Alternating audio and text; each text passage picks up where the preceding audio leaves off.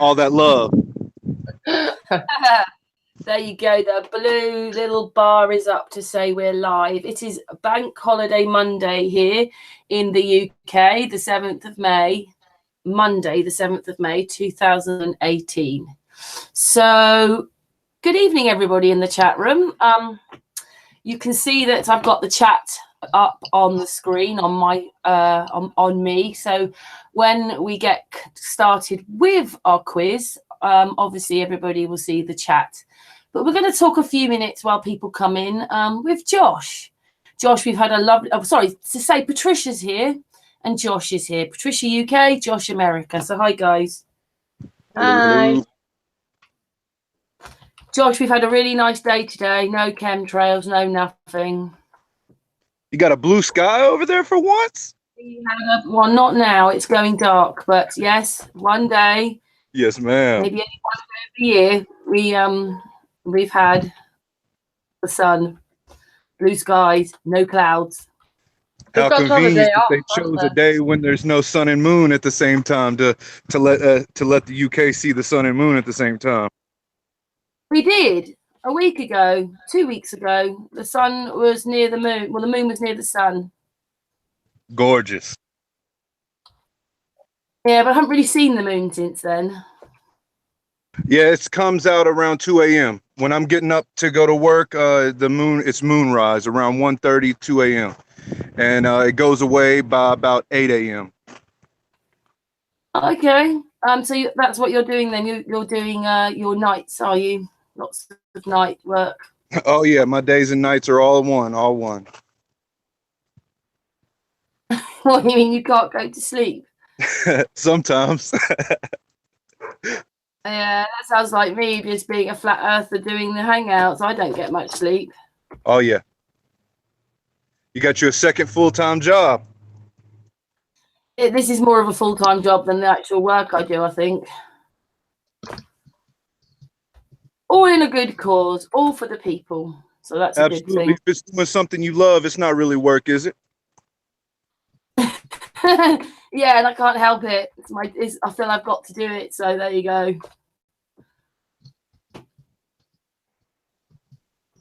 Yeah. So what have you been doing today then, Josh? You've been talking to Huey, you said. Oh yeah, speaking with my brother Huey, my brother allergic to bullshit, pardon my language. Just doing a lot of building, trying to tear down these walls and build a mansion out of these little houses, basically. You know, I want us all to come together. I want us to all stop seeing, and I'm not the only one. We all want it. All of us with any kind of consciousness, we all see that we're one and that we all need to be together. There's no countries, there's no racial boundaries. We're all one people. That is exactly right, Josh. I'm so glad that a nice young man like you says things like that. It's the universe speaking through me. That's all. This universal consciousness is coming. We're all in that age of Aquarius. We're all awakening. It's the real apocalypse. The apocalypse comes from a Greek word that means to uncover, to reveal, same as revelation. Revelations is only the revealing of that. The only thing that would make it the end of anything in end times or scary times would be to those that hold us down, because it uncovers their bullshit. Pardon my language again. We'll let you off. Yeah, but it's true, isn't it? Not really another word for it, is there? Much appreciated. Much appreciated. Yeah, we know you're a nice man. So, yeah, there's no other way to explain it, really. It's in disgust, isn't it, really? Sometimes it's hard for me to speak kindly. You know, I'm not Willy Wonka. I don't sugarcoat nothing. No, you can't, can you, really? You can't in the end when you know what you know. You can't sugarcoat it, can you? You don't want to give everyone diabetes, do you? You got that right. You know, a little sugar and a little love is never hurts nobody, but too much of anything is no good for no one. Yeah. Just to explain to people, we're warming up here, waiting for more people to come in. Me and Patricia have the quiz trivia night, the ridiculous factual quiz night ready. So don't you worry there. But we thought we'd just have a little chat before we get going. And Josh is here. But you're right there. I think most of us are really fed up of the lies, aren't we? That's the point. Yes, ma'am. One lie It's all of together at the end of the day. That's the only that's my mission. My mission is to destroy all boundaries. United. We all need to unite. That I can't repeat it a million times and it'd be enough. Yeah, I believe the same thing, Josh, that we need to come together. The boundaries need to come down. The race thing, the whole thing, it just needs to come down. We're one people. We've all got hearts and, you know, we've all got emotions and feelings. We're all humans. And once we start coming together, once we start vibrating together, look, it's silly. Huey and I haven't known each other but a month or two. Huey and I are finishing each other's sentences, answering each other's questions before they get asked, all sorts of silly things. So if just two of us is doing that, imagine if we all open our hearts and minds to each other that way and allow each other to resonate with each other and create a frequency that rings together, you know, a chorus, if you will. We'll be unstoppable, y'all. Unstoppable. We need to grow and we need to be more peaceful and we need to come together. We need to do it. That is what's got to happen.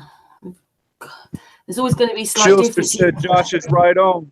Josh is only right on because he's speaking for you, my brother. I'm speaking for each and every one of y'all, my brothers and sisters, every one of y'all. Speaking with absolute love for each and every one of y'all. Absolute acceptance for each and every one of y'all. Yeah, and Josh is a nice young man, so hopefully there's like more hope because you're such a young man, aren't you? And we need you youngsters it's you youngsters that are going to be changing it more, I think. The younger generations. We have to rely on you, probably. We help start it. I believe it's going to be my generation's babies and their babies that's going to do the real change. We're setting the groundwork. We're feeding off the groundwork that's been led before us. Therefore, our babies ain't going to do the same. Is only going to do the same. Excuse me. They can't do nothing else. They're just going to work off the groundwork we lay. We allow them to see the real world early. We red pill our babies early. Then we've already won. All you got to do is unplug them. You create one that can deprogram. That's it. Yeah, it is. And I'm really hoping the more people that wake up and have children who are flat earthers, their children will be flat earthers, hopefully. And and then it just starts changing everything, doesn't it? My brother, humans are not lost. Don't ever feel like we're lost. We're just finding each other. That's all. We was just misdirected. We're learning to think with our hearts and letting our internal compasses lead us to each other. Don't at all think that we're lost. We got this. Oh, well, I'm glad that you're so passionate and hopeful, Josh. Anyway, I do very much appreciate Josh saying that because he's a nice young man. We're here today because of quiz day. So, do you think we should start our quiz trivia night then, Patricia? Yeah, if you're ready. Okay, now just put the chat room up so that everybody can see it in the main picture. Here we go. Just say a couple of more. Patricia, what we've decided is we'll ask a question. You put the answers in the chat room. We'll give you about 10 seconds to answer each one. And it's not about who wins and who loses. We're just having some fun here, guys. So, Patricia, do you want to do the first question then? Oh, okay.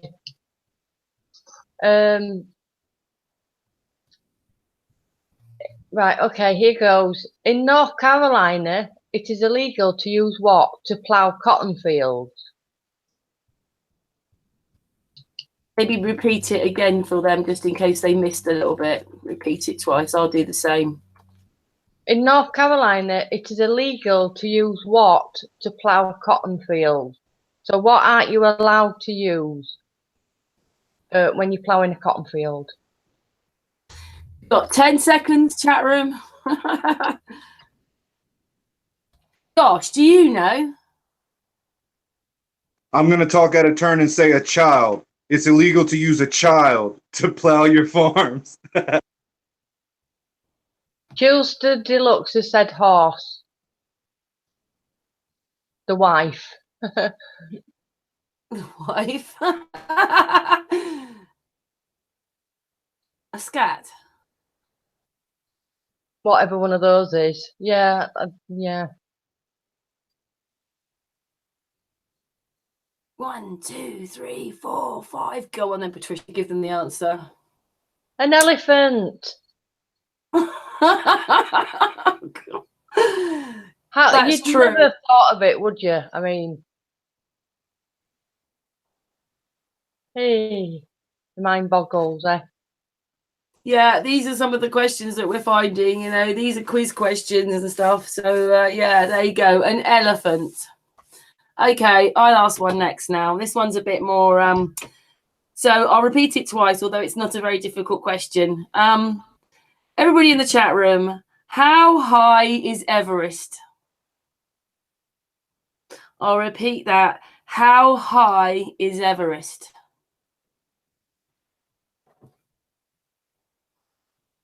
They're all going to look on their computers now.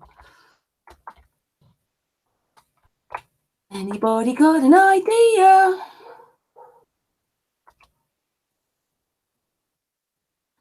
The eye says, yeah, sorry. go on, Patricia. You say, Patricia. 2,900 feet. All right, 8,000 meters.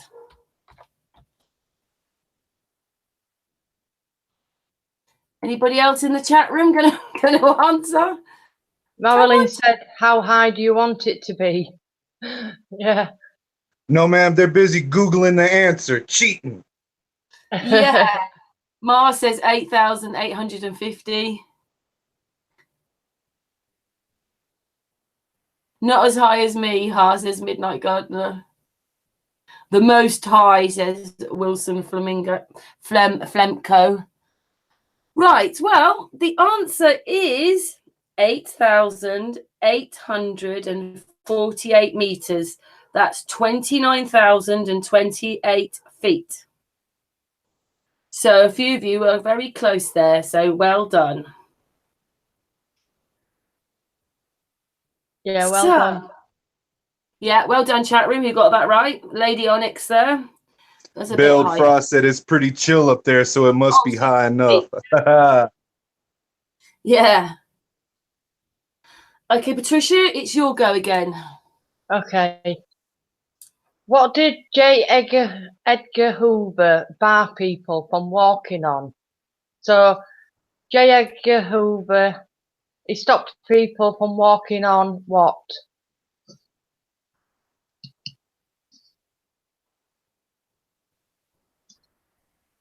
Cracks on, I don't know. I was going to say the cracks on the pavement.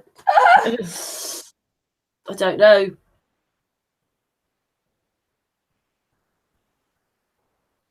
What's the chat room? Oh, sorry. Go on. There you go. Brian Mabbott put hands, street, road. Repeat, please. Paul says, is it Paul? Say it again, Patricia. What did J. Edgar Hoover bar people from walking on?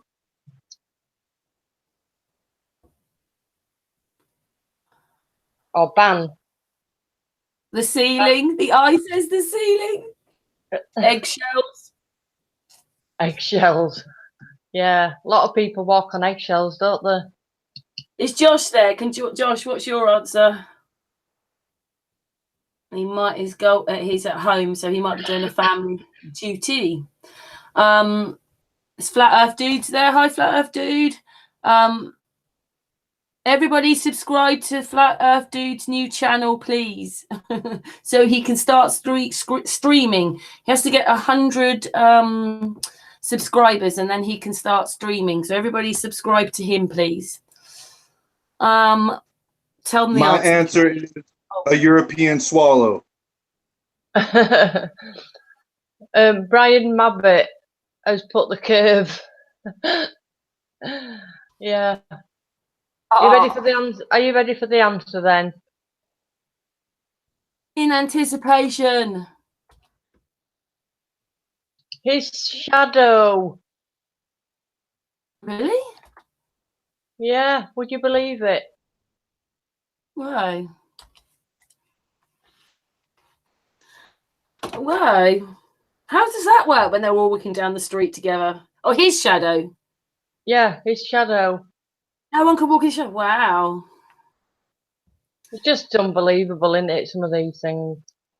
But yeah. The point is that we're sort of having a bit of fun here, guys, because some of them are ridiculous. Mine aren't as ridiculous as Patricia's. Right, my question then. So the next question, how many main Hawaiian islands are there? I'll repeat that. How many main Hawaiian islands are there?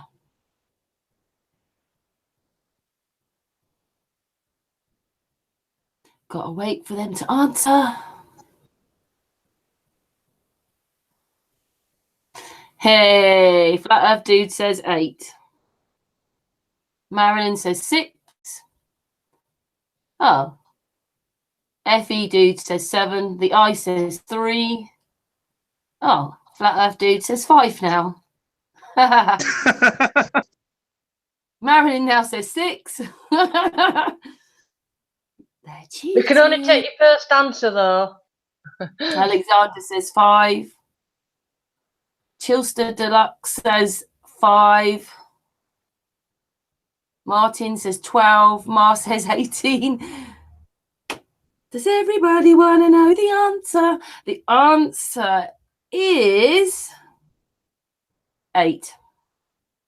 So well done, whoever got that right and then changed their mind, but that was right. It is 8. Thank you, Billy. It's 8. Okay, Patricia, it's your turn again. Right.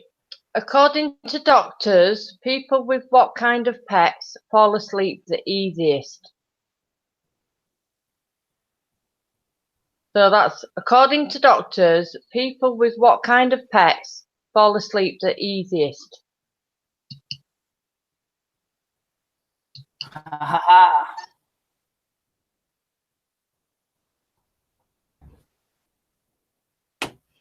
Right. Khalid says cats. Mary says cats. Roger says snakes. Sheep. Paul says cats. Mark says dish. Marilyn says stoned people. Mark says fish. Brian says quiet ones. Mar says birds. The I says elephants. Midnight Gardener says cats. Brian says sloth. Brian says fish. Khalid says elephant. Alexandra says fleas. Yeah. Martin says rabbits.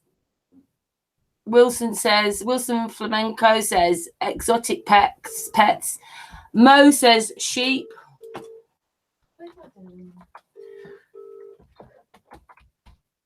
Hello. Hello. Sorry, my daughter's come home. Noisy. Astronaut. Okay. Go on, Patricia. Take them out of their misery. Yeah, Mark Otsky was right. He said fish. So well done, Mark. Well, hey. Fish make their people go to sleep the most. Well, anyway, I had to put this one in because I was at a quiz when this was asked and I didn't know the answer. But once I knew the answer, I was never going to forget this question. So, everybody in the chat room, what do you call a herd of donkeys? I'll repeat that. What do you call a herd of donkeys?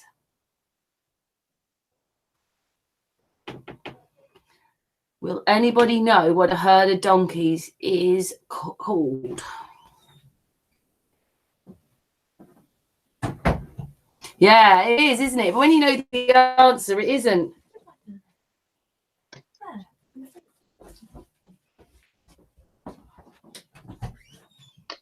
Yeah. What is a herd of donkeys called? Cloveheads. A flunky. A flock. Krull. A honky. A donkey ring. A derby. Does everybody want to be put out of their misery? Wait for it. It's called a baron. So a herd of donkeys is called a baron. Yeah, that's why I think I'll never forget that one. You won't ever forget that one, probably. Just Okay. made me think. You know how you've got these barons that run places and stuff. So they're basically a herd of donkeys, then, aren't they? Yeah, a jack pack. I like that one. Ellie. Right. Your turn again, Patricia. Okay. Right. By law, what is it against the law to do in Minnesota with your washing line? So what aren't you allowed to do with your washing line in Minnesota?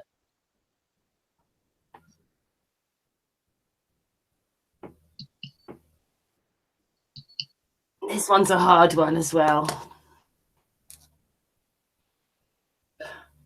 Oh, I remember now. I remember because Patricia, I got it wrong when Patricia asked me. Roger, bits and doings, make a noose, hang up your undercrackers. Hang someone.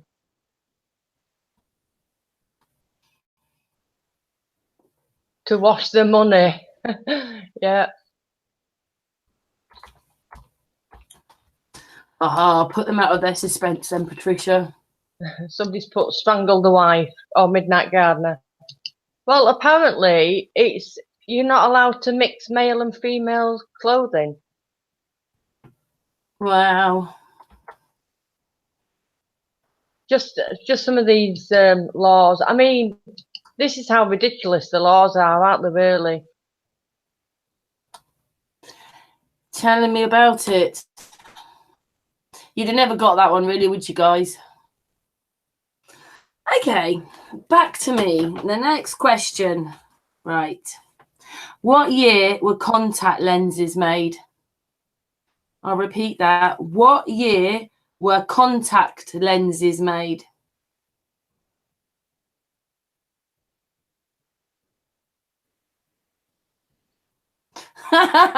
CD, no thongs. No thongs.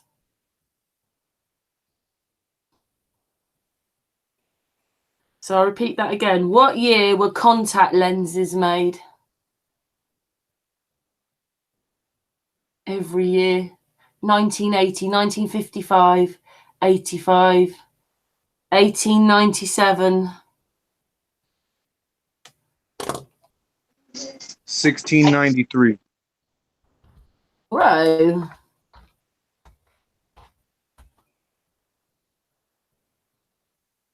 Any more answers for that question?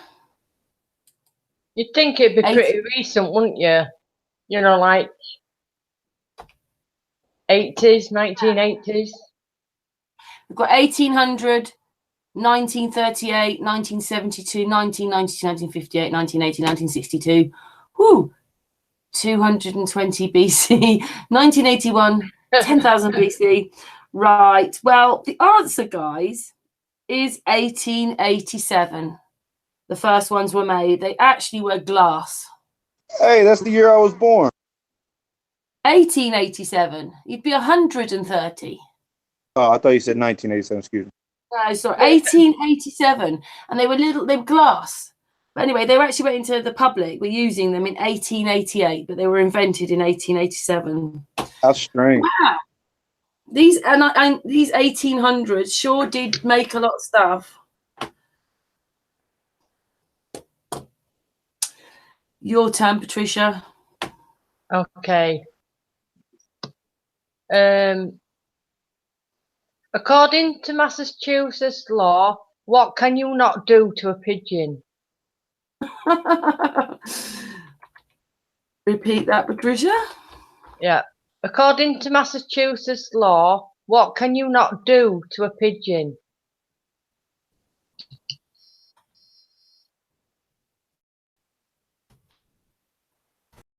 I don't know.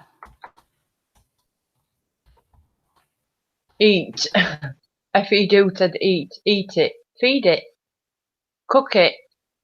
Marilyn. Kill it. Marry it. Midnight Gardener. It's always better when you know the answers. Yeah. Mate with it. Take it to Walmart. Hit with an air rifle. Milk it.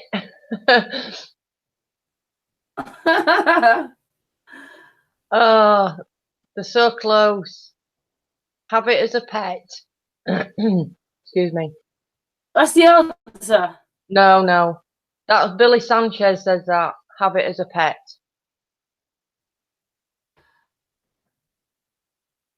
Write a song about it. Give it a medal. Right, do you want to know the answers, guys? Apparently, you're not allowed to scare it. Really? Yeah. Whoa. Wow. Everybody get that one then? That's probably the most obvious stupid answer, because scare it. You can feed it and everything. You can have sex with it. You can do everything you want, but you're not allowed to scare it. That is weird. Yeah, well, nothing is as stranger as the place we live in, so it doesn't surprise me. Anyway, my turn then. So the next question then, guys. How far can an observer see when you take in that the average height is 5'7", which is 1.70 meters? So how far can an observer see? Just wait for them to put their answers in. I suppose it depends on if you've got glasses on or not. Yes, Patricia. Here come the answers. Patricia, do you want to read them out? Right. 19 miles all the way. 3 miles to the horizon.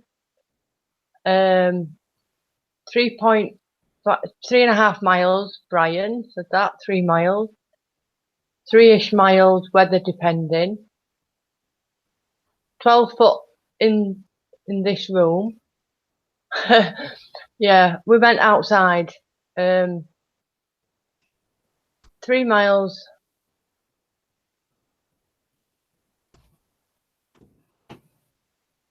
One 17,004 trillion thousand miles. That apparently. Listen to the stars.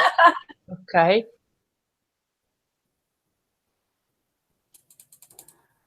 Okay, I will tell you, put you out of your misery. It's 2.9 miles, which is 4.7 what do you call them? What are they called?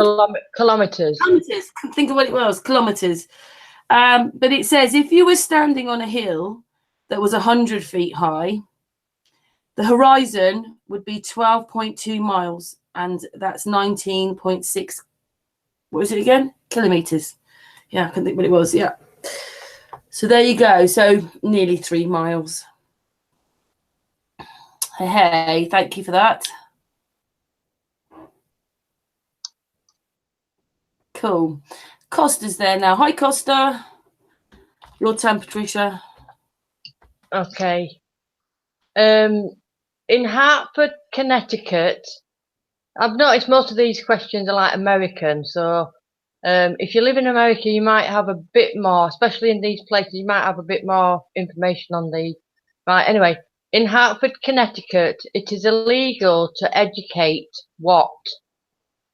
So, Hartford, Connecticut, it is illegal to educate what? Golly.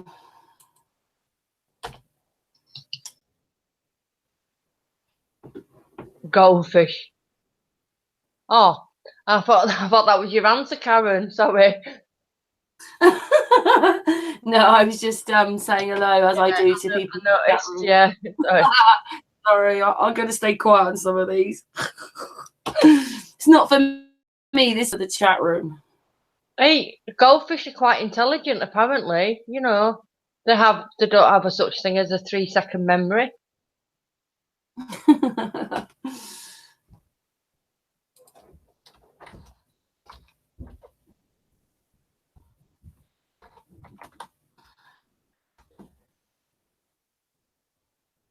So, Marberry says to walk backwards behind sunset. Moon. Teach kids at home. Fish. kids.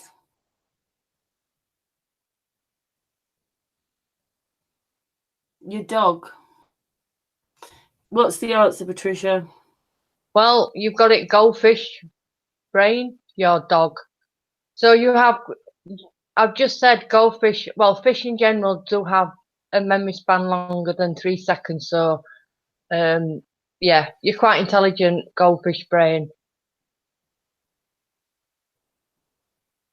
And you Cool. remembered that. Yeah, some of these are like you're either going to know them or not really, aren't you, on some of them? I looked this up and this is what it says. What is the point? What is the boiler? Chat room. What is the boiling point of water?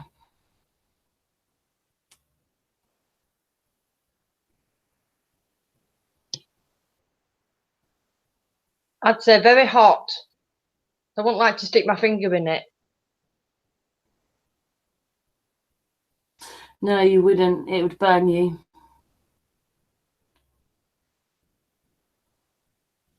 Actually, I need to probably go and look it up.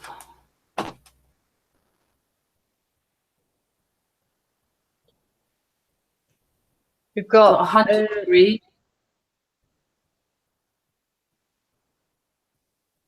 Depends on elevation.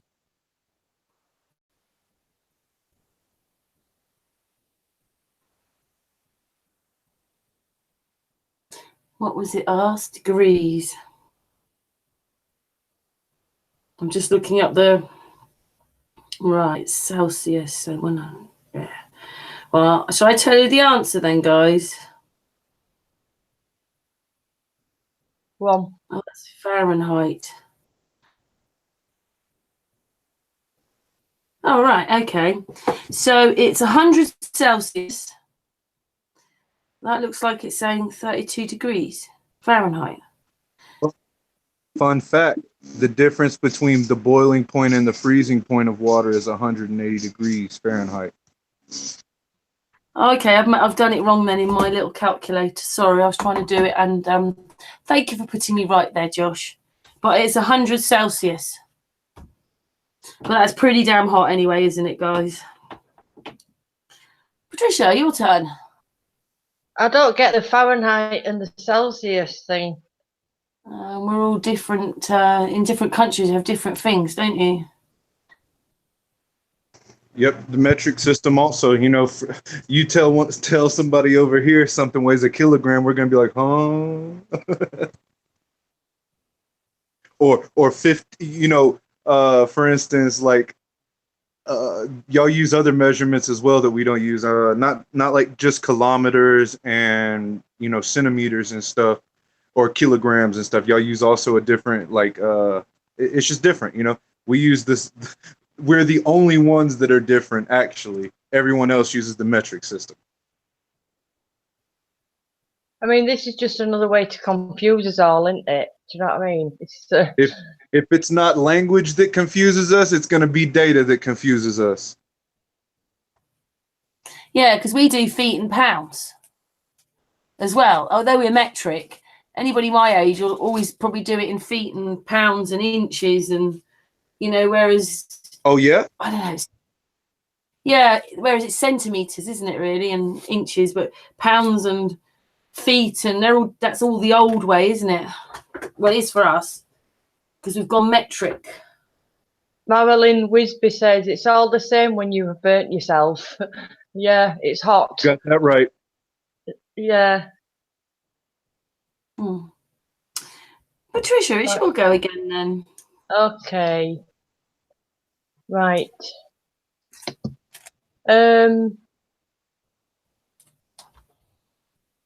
Right. Where is it illegal to carry old chewing gum stuck on your nose? So we're just talking about one place. You can carry your old chewing gum on your nose anywhere else except this place. So where is it?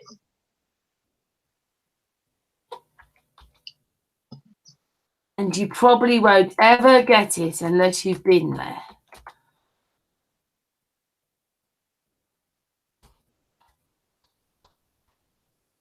Marilyn says Alaska. Goldfish says Texas. Texas, Thailand, Malaysia, Alaska. Marilyn, you said Alaska twice. We'll take your first answer though. Come on. Alton Towers. Moon. The moon, yeah, it possibly could. Where are you not allowed to put old chewing gum on your nose? That's just for Jews because he missed the question. Or she. And Midnight Gardeners say Singapore. Milwaukee.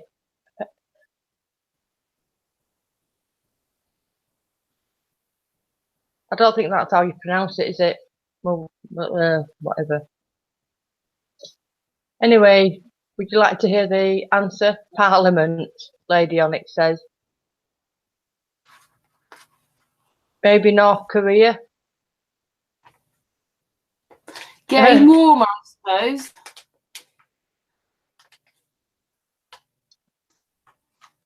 Thank you, Marilyn. She says, I'm repeating my answer in case you don't see it, Patricia. Bless you. Oh. Thank you. Well, if you want to know the answer, it's Siena. Yeah, isn't that in Italy? I've no idea where it is. Yeah, somewhere around there. Yeah, I've been there. It used to be the capital of Tuscany, but now Florence is the capital of Tuscany. What happened was it's kind of like walled, and when you go there today, you can't drive around in it, only walk. But originally, the Florentinians came across, they pulled these dead donkeys around it when they were fighting years ago. And of course, they couldn't get out. They were hungry and diseased. They surrendered, and Florence became capital of Tuscany. That's the story of Siena. But they do once a year have this horse race around their cobbled streets. But it's a bit sad, really, because some of the horses do die sometimes. They break their legs, don't they? But every year they have this race, and it's quite advertised. You can look it up. Anyway, me next, isn't it? So, yeah. Guys in the chat room, what year was radio invented and which country? What year was radio invented and what country?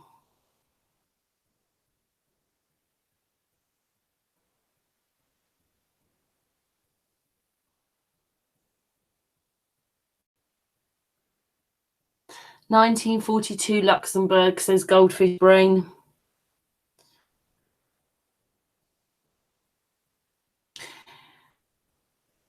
Paul says Italy. Siddy says 1930 Italy, 1897 England, 1920 England, 905. 1900 France, 1901 USA, Marconi. Lady Onyx, 1900. Chilster, oh, I've lost it. Where is it? 1905.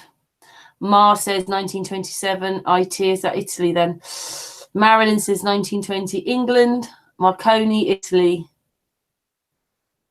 Martin Truelove says 1910. Any more answers there for that question? The I says Tesla. The answer is Marconi, 1895, Italy. So that's where the first radio was invented. So there you go. Anyway, thanks, chat room. Your turn, Patricia. Okay. US federal laws specify what colour underwear for crash dummies.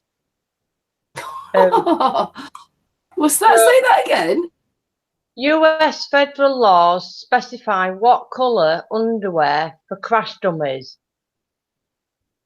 Crash dummies are what they use for testing, just in case people don't know what crash dummies are. So they've set a colour, and it's a law, federal law. Right, Got a lot of brown. SKYFLY says red. Brian says brown. Mark says brown. Marilyn says brown. Riddle says brown. Juiced says UV. Lady Onyx says orange from Freemasonry. CD says yellow. Roger says liver. Martin says hilarious.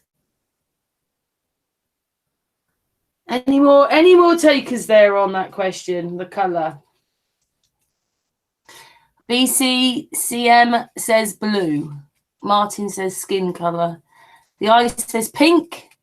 Chilster says red panty night. What? Bailed Frey says pink. Midnight Garner says green. Marna says pink.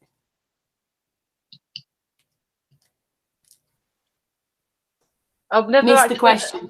I've never actually heard of this colour, but apparently it's tea rose. Tea rose. Yeah, so it'd be like a reddish. I don't know. Probably a skin colour. Lady on it says they don't wear pants. Apparently they do. In oh yeah, federal laws, US federal laws. I don't know. Ridiculous. I reckon that's going to be more a skinny colour because they won't want them showing, will they? Or maybe they do. I don't know. Why would you want to put pants on a crash dummy anyway? I suppose to make it more, you know, well, I don't know. Maybe it's just the girly ones have pants. Yeah. They must stick some in skirts, but I can't see the point really. But anyway, they crash them anyway. Yeah. Okay. Well, she's answered you the colour there, guys. So the question for me next, chat room, is what year did Tesla die?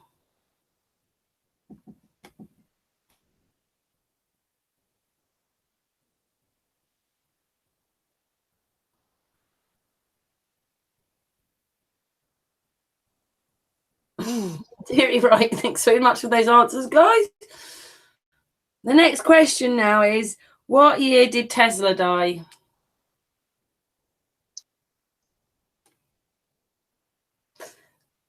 Flat Earth Dude says 1935. Riddle says 1936. Marilyn says 1939. Martin says 1942. Brian Babbitt says, is he dead? And Ian says was last year of his life. Costa says 1944. Mar says 7th of January 1943. Lady Onks says 1943. CD says 1942. David Banner 68. 1968 is Goldfish Brain. Maggie M says 1943. Shall I kill the suspense then? Da-da-da! Tesla died the 7th of January 1947, aged 86. So he was actually quite an elderly man when he died. especially for that time, I suppose. 7th of January 1947, aged 86. So Ma was quite close. He said 7th of January, just got the year wrong.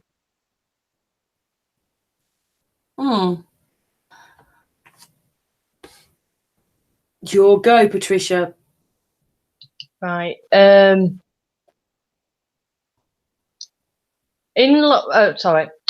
By law, in Delaware, a newlywed husband must do what if his wife asks?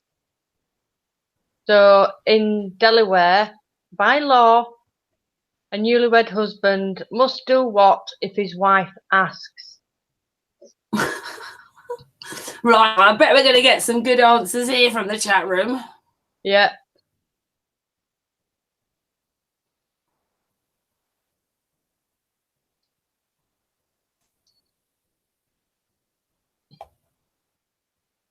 Oh God. Obaya says, do the dishes. Sex. Reduced.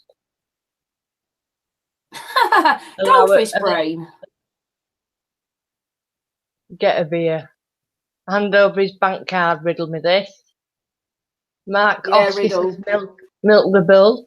Milk the bull. Well, would you really ask to milk the bull? Unless that's a euphemism for something else. The funky chicken, midnight gardener.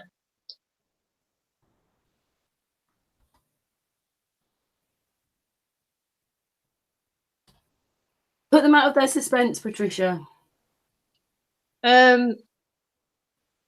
Take her shopping. Weird, yeah. Take her shopping. Take her shopping. It's probably not the thing on their minds, but it is a weird thing to ban, isn't it? Oh, golly. Well, I hope everybody got that one then. So, the next question. This is about trains. What year was the first locomotive used? What year was the first locomotive used?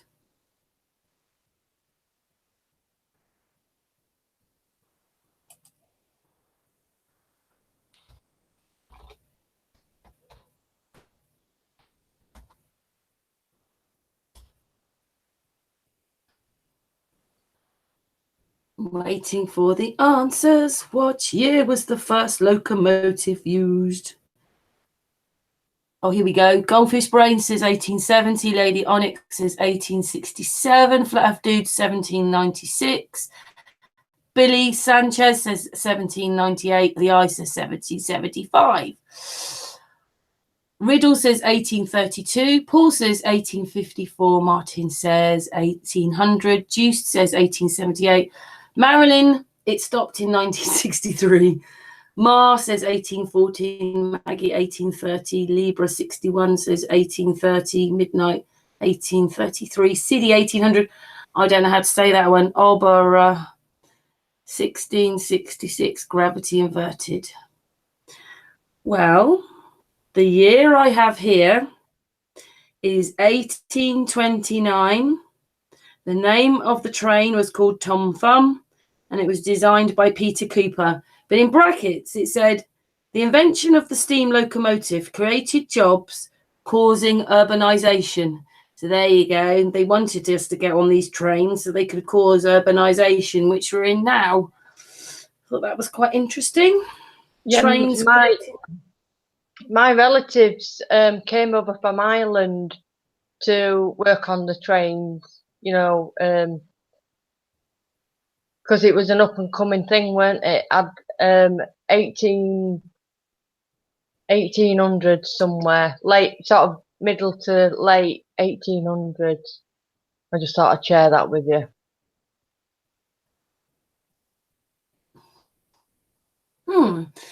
Yeah, 1 second. I'm just gonna. Just think I'm adding. Hang on the panel. That is. That's Astral. I'm just adding him. Sorry, everybody. No, stop.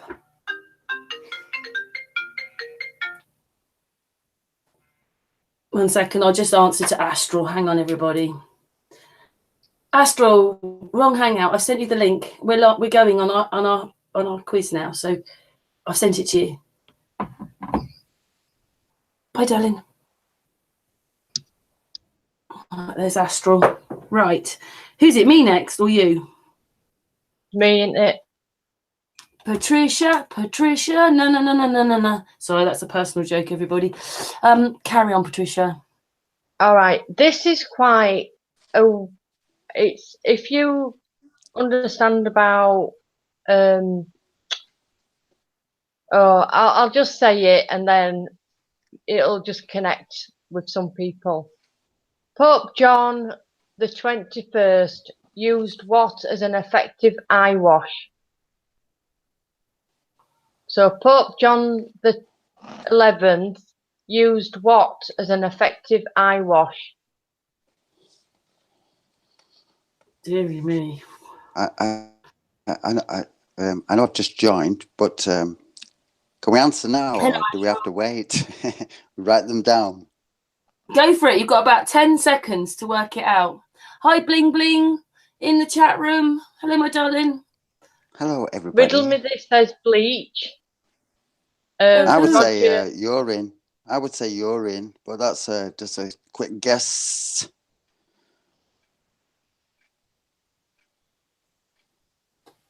A couple of holy waters there. Urine. Altar Roger boy Obadiah. urine. Brian Oh Mullet, Mabbit. I think he's obsessed with gravity because every single answer seems to be gravity. Sorry, Brian. The Bible. Flower tea. Yeah. Oh no. Colloidal silver. The Tears of Altar Boy says, riddle me this. We need Obadiah. to be discerning now. We need to keep it clean, obviously, you know. It's a family channel. Yes, everybody. It's a family channel, isn't it, Karen, Patricia? Yeah. Everybody? Marilyn Wisby said it's a plant soaked in water. I saw it the other day. Which plant? You want to know? Juice says spit. Yeah. Water. Do you want to know the answer? Apparently, it is urine, but it's baby's urine. Ooh, okay. So a bonus 15 and a starter for 10. I love you, Patricia. Hey, listen, I've just had. Astral is in the house. I'm Astral sorry. is in the house. Yeah, I'm sorry. I came late, right? But I was out walking. I'd had a very, very long walk out, and I've been sat on the grass all day. Astral? No, listen. I actually had an altercation with the fucking police tonight, not like 20 minutes ago. Oh my God, they were going to take me down to the fucking station, man. And I was like, it's not happening. This is not happening. No. Some guy was like making a fucking, it's a long story. It's nothing. It's nothing. Some dickhead just chose to kind of like arrest me in a sense for nothing, like, you know, and I'm shouting, call the police, you know, this guy who's breaking my arms. I'm telling you, my arms, I cannot move my arms. He almost broke my arms. Some idiot. How did that happen? It's a long story. It's a small story, but yeah, anyway, I'm very, very happy that I'm here. I'm not in a police station. And we're having a fun hangout, like, you know, if you understand what I'm saying. I got away with it, right? The police, they can just fucking do one. As far as I'm concerned, the police here Astral can fuck off.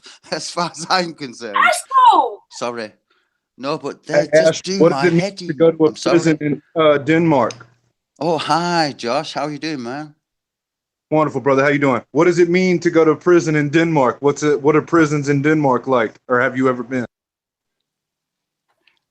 I'm glad to say I've never sat in a prison ever. I don't ever intend to sit in a prison either. But I know people that have, and they think it's yeah, well, it's like a holiday camp.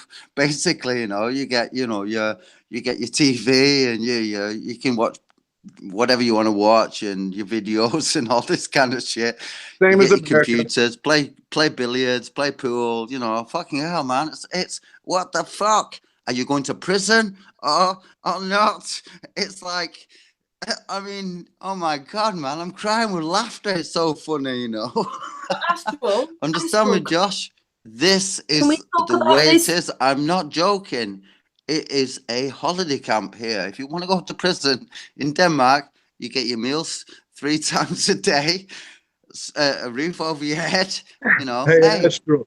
Hey, when Astral. people Sorry to say cut crime you doesn't off, brother. pay, I Sorry to cut disagree. you off, brother. Sometimes it Let can. these ladies Sorry, finish Josh. I their didn't quiz. hear. Sorry, Josh. Say that again, please. Let's let these ladies do this quiz, man. Yes, talk about this afterwards, Astral. Yeah. Sorry. I'm very sorry.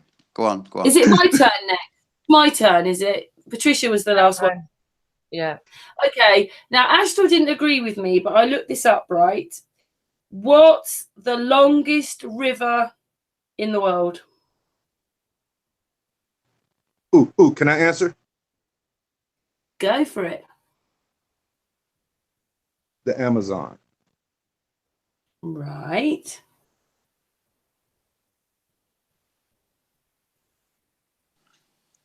Can I answer?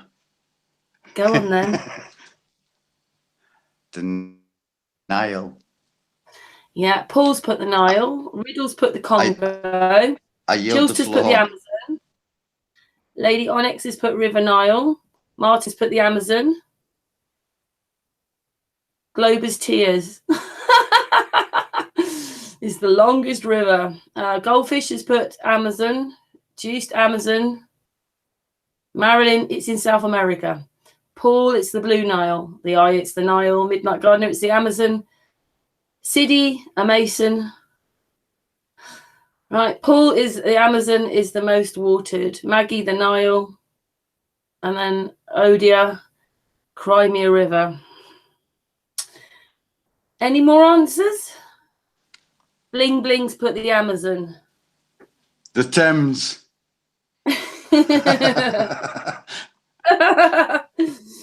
Actually, every river is exactly long.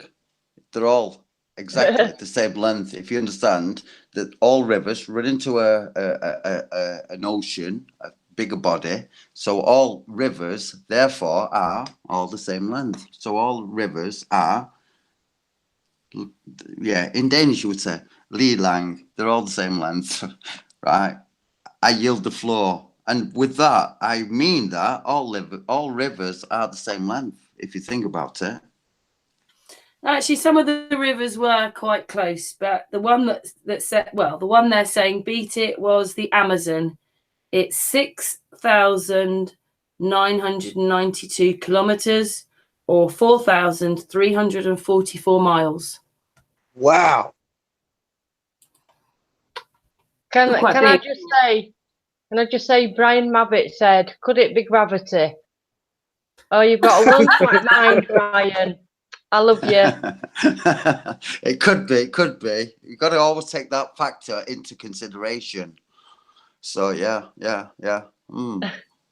Possibility.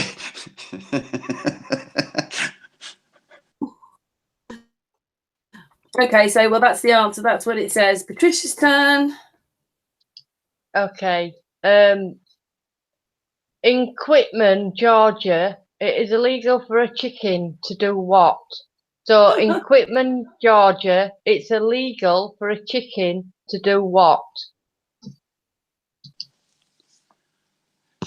Write graffiti with a green spray can. Oh, Astral, you're spot on. Joking. Is it? Is it? No. Oh, all right. What about Paul's red put then? dance. Cross the road, ha ha, says Riddle. And Odia says the same. Silly to dance. Martin says too funny. Chilster says cross the road. Paul says fly. The eye says steal horses. Mark says cross the road. Lady Onyx says peck its owner. How Midnight. about it's illegal for that chicken to believe the Earth is a globe? Is it? Very funny, Astral. Oh, Astral's on one today, aren't you, Astral? so yeah, I've just been Lady- arrested Lady almost by the Onyx. police. Lady Alex says, allow itself to be seasoned and fried. Lay eggs without permission from Maggie M. Trouble in a car, says Goldfish Brain. Vote. I think most of you got it. Oh, Brian's. I thought the. Oh, bless you, Brian. It probably is. Do we know the? But do we know the factual answer, Patricia? Yeah, it's across the board. A lot of people got that. Okay. Well done, everybody in the chat room who got that. Yeah, well done. Yeah, it's illegal, bling bling.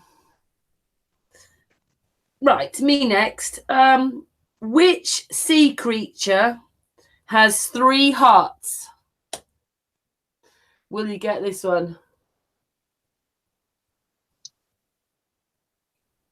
I'll repeat that. Which sea creature has 3 hearts?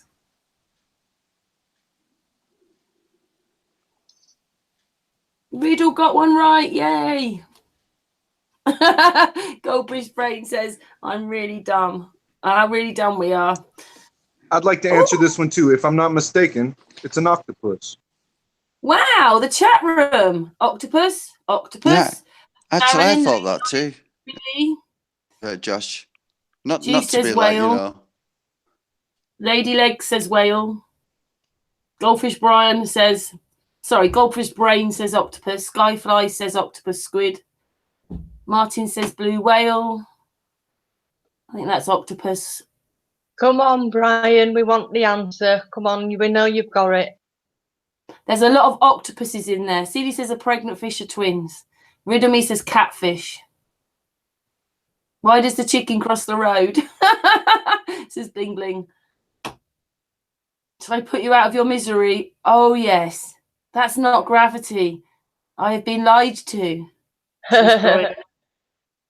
Right, so the creature, with the sea creature, which has 3 hearts, is... So I just see that Roger Bits has put starfish. It's an octopus. So well done, everybody. You got that right. Your turn, Patricia. It was an octopus. Oh no, we've lost Astral. He's probably on a mobile. Just add him on again. Because I had to jump back in as well. You got thrown off, did you? Yep. Oh, on Dred's panel, sorry to digress, but on Dred's panel the other day, I had the craziest thing happen. Not only was I removed from the chat room, I was removed from Hangouts, removed from YouTube, removed from everything, had to sign back into Google, had to reopen all the programs, all that. I ain't never had that happen. Really? The other night when we were on, I think it was the night with Peter and Pete, everybody was being thrown off that night and having to come back on. I can't remember. It was one night. There was just a couple of us left on there and people had to keep coming back on. So, yeah.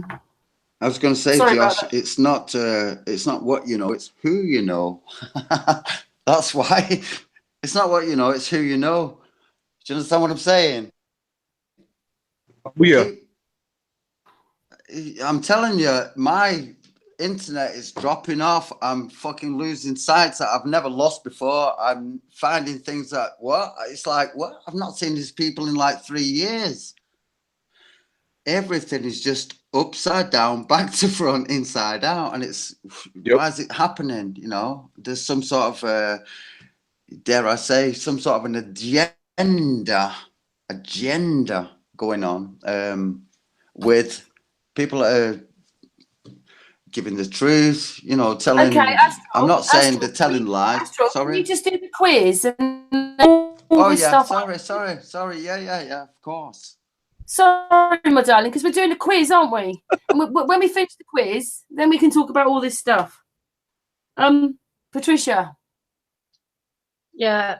Right. In Alaska, it's illegal to shoot bears. Oh, sorry. It's legal to shoot bears, but illegal to do what? So I'll say that again because I messed up.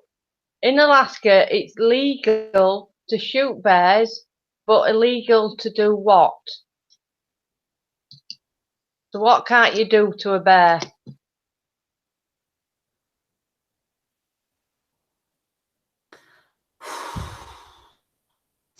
I want to say foster a bear. Mark says skin them. Kill reindeers, it says Goldfish Brain. Marry one, says Maggie. Paul says insult him. Steal their money, says Belled Fry. Sell their fur. Libra 61 says eat them. Riddle says no idea. Trap one, says the eye. Eat his porridge, midnight gardener. I can't repeat that.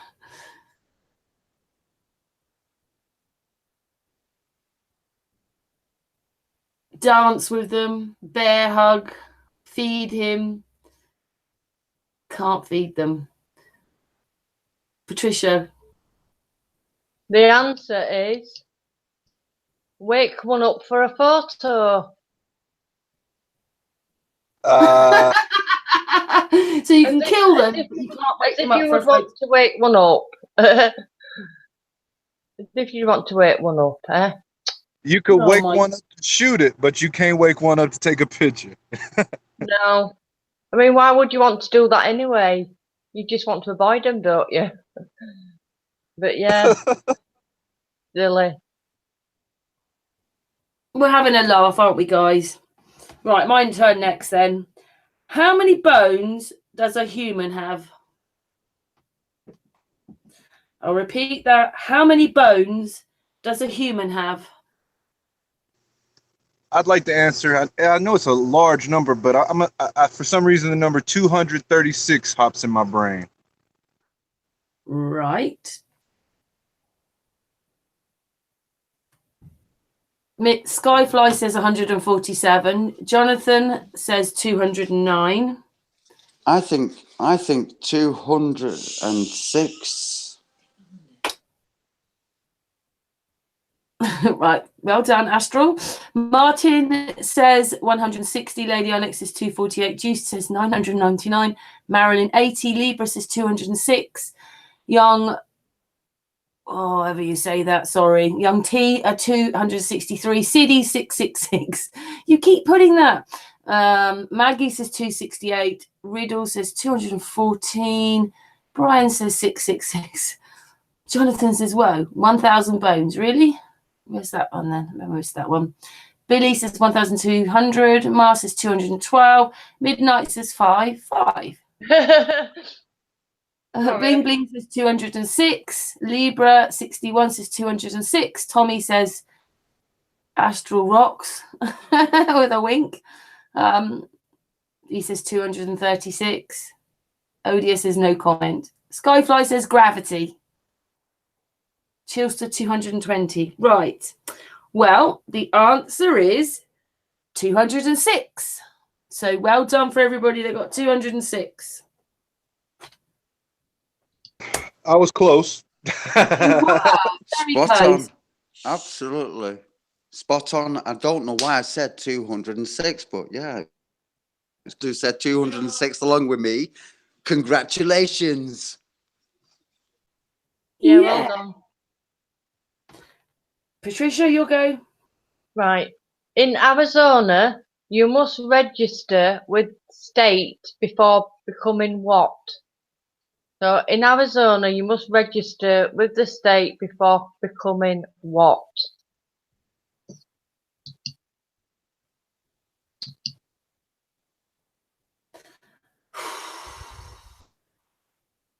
Married? Possible. Lady Onyx says a parent. Lynn says voter. Yeah. A Quaker. Juice. Post box. Brian. Well, he put a different answer in there. A flat earther. A sheep. A stalker. A dog Can owner. you? I know it might sound dumb, but can you repeat the question, please? I didn't hear it. It said the question is, in Arizona, you must register with the state. It says with state. Well, I'm saying with state before becoming what? So what do you have to register before you become in Arizona?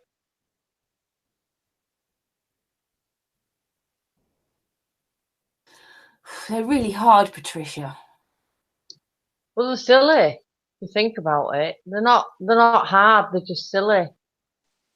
Once you know the answer, obviously. This is the ladies of Amazona, right? Say that question again, please, Patricia. In Arizona, you must register with the state before becoming what? Costa's put them there. Pilot. Globe indoctrinated. Convex Earther. I love them. Yeah, all them. I love that. Yeah. A lot of things. I mean, you wouldn't necessarily think about this, but do you want to know the answer? I would have to say. Bling Bling's put being born. Yeah, you have to register being a citizen.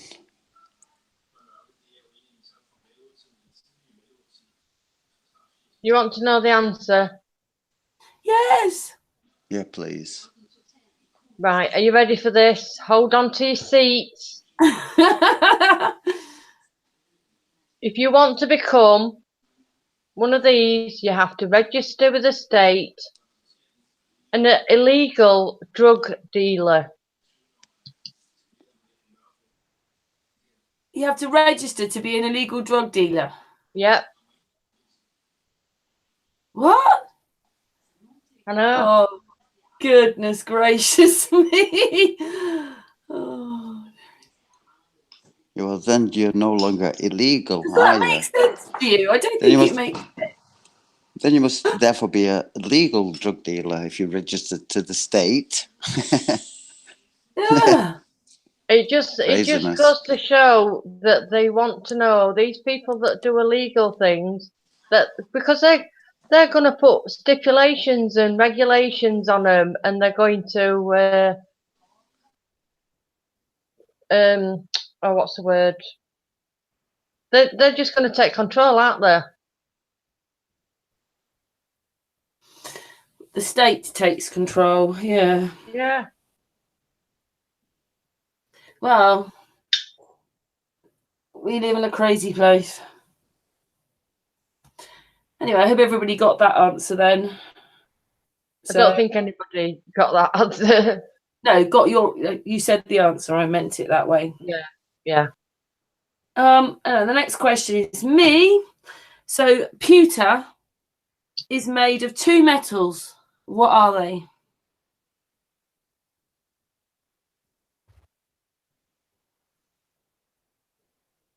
Do you know, Astral? I think it is tin and lead. Something like that. Yeah, it's an amalgam of tin and lead, I'm sure.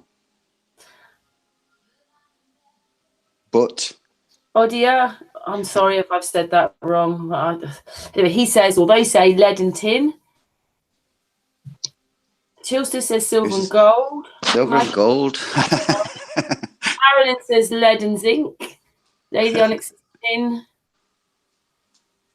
Titanium and tin. Goldfish.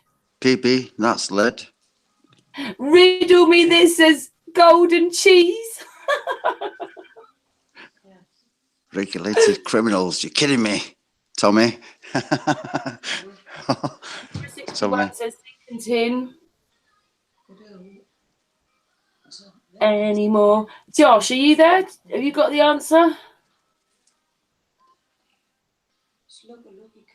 Yes, ma'am. Iridium and zirconium. Well, that's what you think pewter's made of. No, not at all. I don't know what pewter's made of. But I'd love to know what that would make, actually. Iridium and zirconium. Plutonium and Oh, my butter. goodness. Yeah, he said like a- plutonium and butter. I like that one. Oh, my goodness. Then you'll get like bling back into making jewelry again. It won't be the bling of the BS of the ISS. It'll be bling the zirconium of the, what was it you said? One of them. Oh, funny. Zirconium of the iridium. Yeah. What if Bling Bling likes her new name? If pewter is made of lead and tin, that's scary. Yeah, that's. I haven't said the answer yet. You've just said the answer. It is tin and lead. That's For scary. anybody- For those that got it right in the chat room, well done. Yeah, I know. Well, these things that we don't think about, isn't it? Yeah, but Josh, why do you think it's, in a sense? Because Sorry, of the Astral? lead. I'm asking Josh why Josh thinks that pewter is scary in that sense, because it's tin and lead, made of tin and lead. Well, we know that lead damages the brain. You know, lead is detrimental to the human anatomy. Yeah. And pewter, we had like pewter tankards. You know, when you go to these That's what I'm old saying. pubs, they had these pewter tankards, didn't they? I mean, yeah, they still use them nowadays, man. I see that. Family, you got people that wear pewter around their neck. But is it as damaging and as detrimental as what they say? I mean, we're led to believe a lot of things, you know, which in essence or in reality turn out to be false, you know. So it's like, are we led to believe lead is very, very bad for us? Mercury is bad for us, you know. I mean, we know, but is it? Is it that bad for us? I mean, you know, yeah, surely I'm not things gonna are bad choose. in like high doses or whatever, but I mean, like in low amounts, maybe they're very beneficial for us, you know. There's something to do also with like I'm gonna alchemy say and I'm mercury. not gonna chew up a ball of lead to find out. No. No. Very interesting there.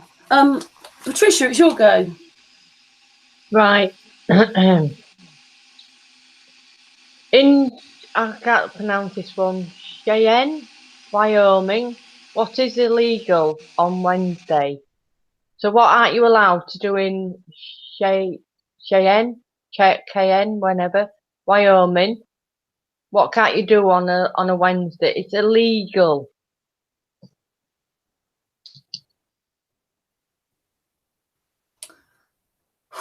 I have no idea. I would have to say something silly like hang your bedding out of the window, you know, because I know that there are certain laws over here that prohibit that. So I'm just having a wild dash at that. Anyway, hang your like bedding out of the window on a Wednesday. It's allowed, not allowed. Maggie's put by a cow. And then, oh, sorry, Goldfish Brains put by a cow. Maggie's put smoke. SKYFLY's put drink milk. Lady Onyx drink alcohol. Chilster burn stuff. Martin says, say it's a weekend. Oh, guess what Brian said? It's got to be gravity. Yeah. That's got to be gravity. Riddle says like spread. Midnight Gander says eat cheese. Goldfish Brain says get married.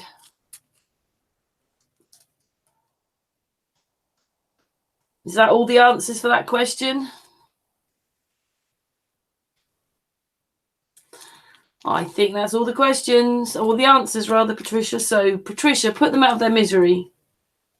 Take a shower. What? I know.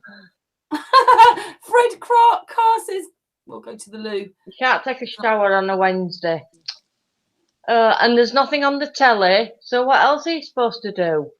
Is this because of a previous drought or something, or is this like, you know, every year, all the time, like day? Well, whether the law still stands, I don't know, but Crazy, isn't it? it's just it could be related to that, but It's mind I bending, don't isn't know. it? Right, can you imagine it? I've got to have a shower on Tuesday because I can't have one tomorrow. My turn. Yeah, I mean, Get it's away. gonna be I've chronic. got my shower. Okay, me next then. So, guys, in the chat room, how many sides in total? Right, if you've got, if you add up the sides of 3 triangles and 3 rectangles, how many sides will there be?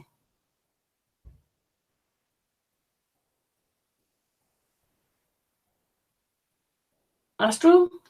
Oh, we've lost Josh.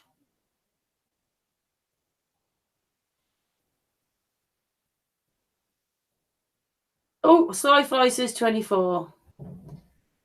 Riddle Me says 38. Jonathan I'd says say 20. I'd say 24. Martin says 21. How many did you say? 20. I'd say 24. You said 2, how many? Three pyramids, what? 3 triangles 4 and 3 rectangles. Lady Onyx says 21. Goldfish Brain says 25. Silly says 33. Riddle Me says 206. Bling Bling says 21. Libra 21 says 21. Sorry, Libra 61 says 21. Costa says 21.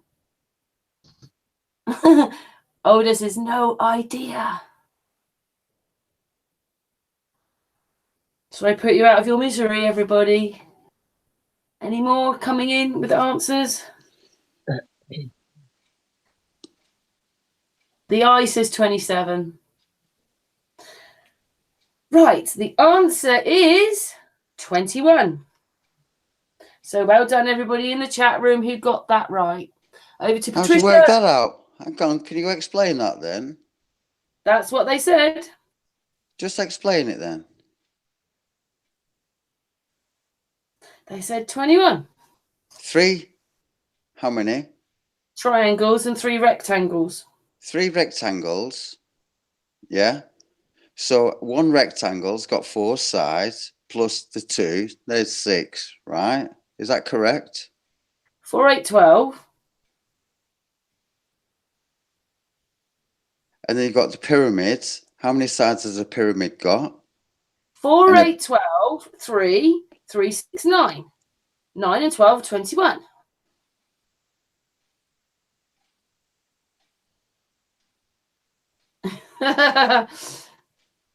Okay, Astral? Yeah, the maths is fine. I just didn't quite get it with the sides of the pyramids and all that kind of shit. That was the thing one. You've got to think. I think I heard something and something else. I don't know. Yeah. That's okay, my darling. Trisha, it's your go. okay, right. In 1992, 2,421 US, that means American people, were injured at home by their what? So what were most people in America injured by in 1992? Yeah, say that again, Patricia.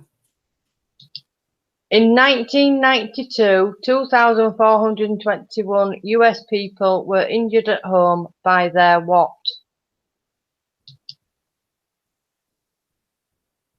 SKYFLY Bryce says toilet.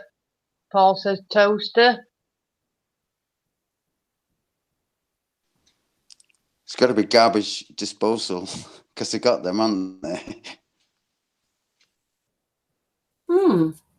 Bathtub, globes, wife, microwave, TV, gas ovens, gas fires, hairdryer, aircon,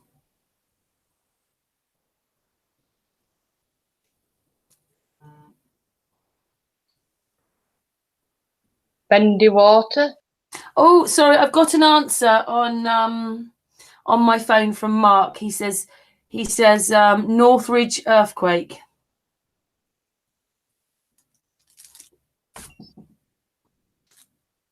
He's just saying that. Right. He's a Facebook friend. Hello, Mark. He's watching in.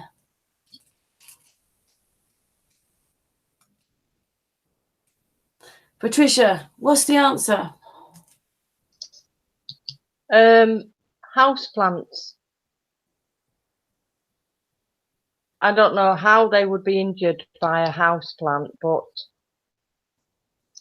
You mean yeah. like this cactus fell on them and stabbed them to death, 176 something, or a praying mantis plant? I don't know. Gosh, use imagination. Yeah, it just makes you wonder, doesn't it? Well, okay then. Next question. Which ocean surrounds the Maldives?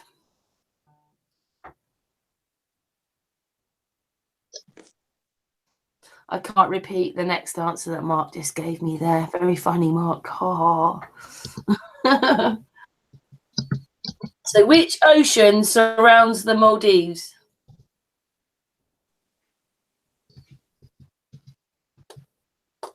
The Congo. Where's Josh? Did Josh go? I know, he's just dropped off. All right. Martin Oh. says the Indian. Lady Onyx says Pacific. So It's which the ocean surrounds the Maldives? The Indian Ocean has to be. Has to be. Mark says Indian. Riddle says north, east, south, west, Congo. Houseplants. Come on, Tommy. What? Oh, Tommy's ahead. He's thinking ahead. Next questions. I'll give you 3 guesses. Lady Leg says Guy, Pacific. Guy, you need to be more specific. But you're wrong, Bri. You're wrong. I think it's the Indian. No, it is. Don't think. I know. Tommy says Indian. Any more takers on that question? Indian takeaway. It is the Indian Ocean. So well done for everybody who got that right. Riddle Me says the Atlantic. Sorry, Riddle Me, I just came out with the answer. But it's the Indian Ocean. Patricia? Patricia? No. Right, in Singapore, you can be publicly caned for failing to do what? So in Singapore, you can be publicly caned for failing to do what? Pick up your litter.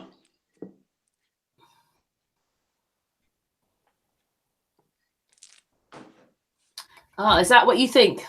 Pick up your litter. Spitting? Yeah, I think they're quite strict over there for things like that. Lady Onk says pay taxes. Onyx Roller says pay taxes. Pick up your litter that you've dropped, says Maggie. Brian says seeing the curve. Mark says, yeah, litter. And Riddle Me says taking chickens across the road.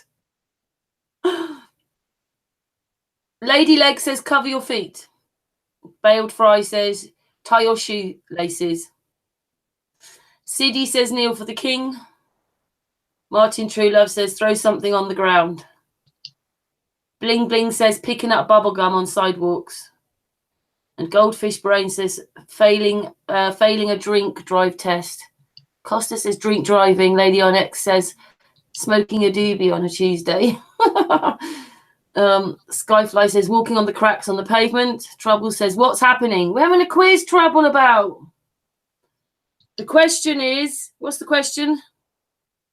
Say it again, Patricia. For in Singapore, you can be publicly caned for failing to do what? Rab says, walking on the grass. A Libra 61, talking back to your husband. Yeah, they're all good dancers. Gambling, says Chilster. Markovsky says it's probably something military. Right, do you want to know the answer then? You'll kick yourself. You know, I think this has been so much fun because I've been laughing my ass about all these flipping, responses. It's just so funny. Please let us know. Apparently, it's you can be publicly caned for not flushing your toilet after use. Oh my goodness. So it's not something that you do outside, it's something you do privately. And like somebody said about the other stupid laws and stuff, how they're going to enforce this, how they're going to know. You know, it's like, it's weird. Deary me. Right. Get your neighbour who's a bit of a brown nose. So did they please go, I want to see if you flushed your toilet. Let me in. Checking street upon street of toilets. Great. Right, next question. In nautical terms, what is the opposite of windward? This one might be quite a hard one. I think that's why I picked it. What's the opposite of windward in nautical terms? Will anybody in the chat room get this? I know the answer, but only because you told me, but I already knew it anyway.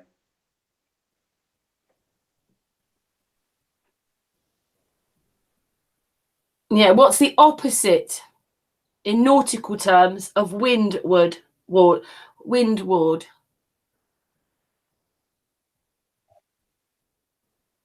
Leeward. Brian says leeward. Trouble about says fart. Bleak Bleak says westward. Libra 61 says backward. Oh, Skyfly said it could be gravity. Goldfish Braid says eastward. I'm laughing my ass off here. It's too much. Trouble about says, oh, my windward just blew. Oh, Maggie says westward. Ahoy, matey. Billy says leeward.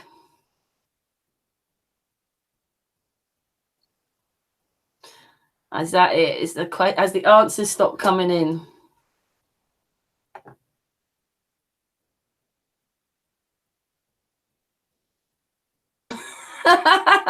McVoy says the other side of the damned boat, cot damned boat.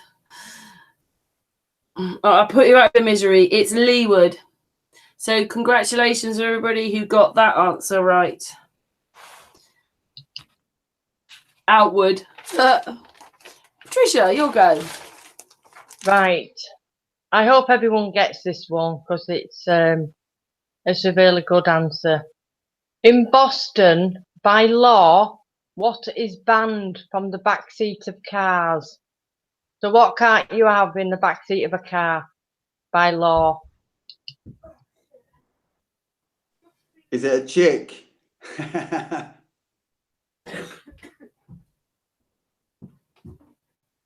I'm not telling you the answer yet.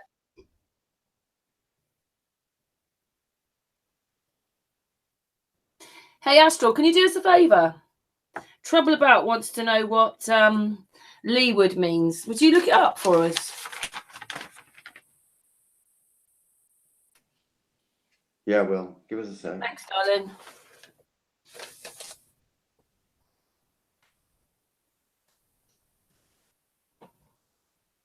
Oh, it's hot here tonight. We had a beautiful day today, not a cloud in the sky, no chemtrails. It was really hot, and it's supposed to be raining tomorrow again. But it was a beautiful day today. Some of the answers are backseat driver, a whiskey. Brian's Kaz, it's downwind. Mark says open the sunroof. Sex, unless you open the sunroof.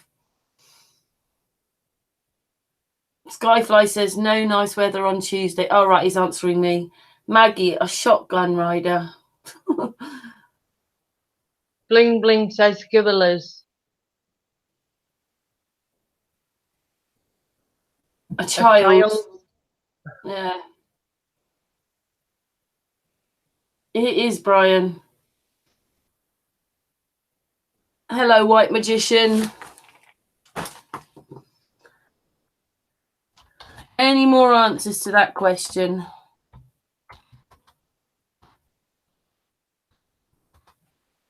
Well, Bling Bling got the answer right. The only person that got it right was in it's a gorilla. Wow, well done, Bling Bling. Yeah, well done, Bling Bling. I hope you didn't Google that. Wow. Okay, me next now. In alphabetical order, name the 3 principles that make up an atom. In alphabetical order, name the 3 principles that make up an atom.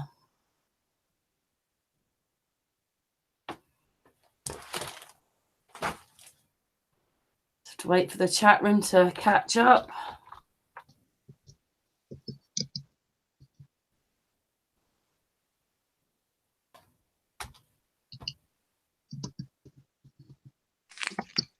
I was at my mate's last week, and I said, I came out of his shop and I was like, oh man, I've left my flipping atom behind. He goes, are you sure? I said, yeah, I'm positive. Very funny, Astral. Bailed Fry has put electron, neutron, proton.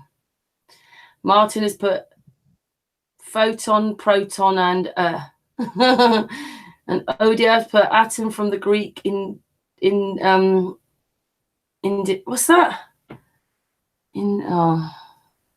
Anyway. Trouble About's put proton, neutron, electron. I have no clue. Ion, proton. Lady Onyx, electron, neutron, proton. So has Lady Legs.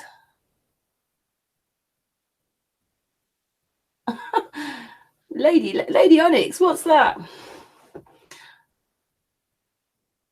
It's an advert, isn't it? And washing machines live longer with the Calgon. Oh, yeah, of course. I'm not singing that one. Kind of imprinted in your brain, that one. So, is everybody ready for the answer then? It's electron, neutron, and proton. So, well done for everybody who got that right. Patricia, Yeah, well done. You'll go. Yeah.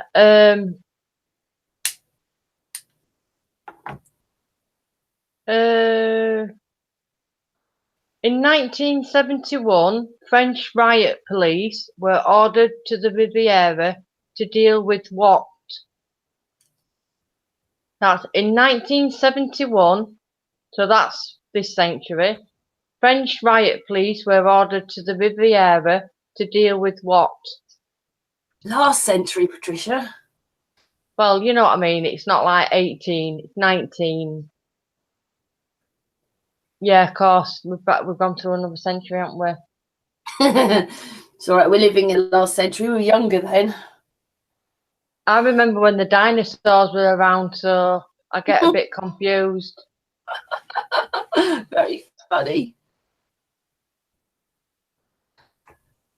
So, what are the answers? Can you repeat that question again, Patricia? Sorry. Patricia, I remember putting coal so we could watch our video player.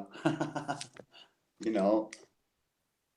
The question is, in 1971, French riot police were ordered to the Riviera to deal with what? So what were they told to sort out? City's put cats in trees. Riddle me's put onions. Goldfish Brian says riots. Lady Onyx has put the Battle of the Baguette. Oh, what's Brian put? Gravity!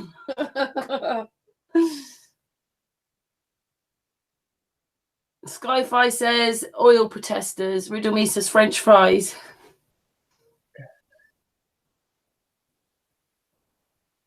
Maggie's put onion sellers rioting.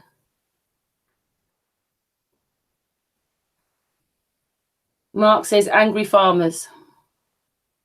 Yeah. Riddle says wine.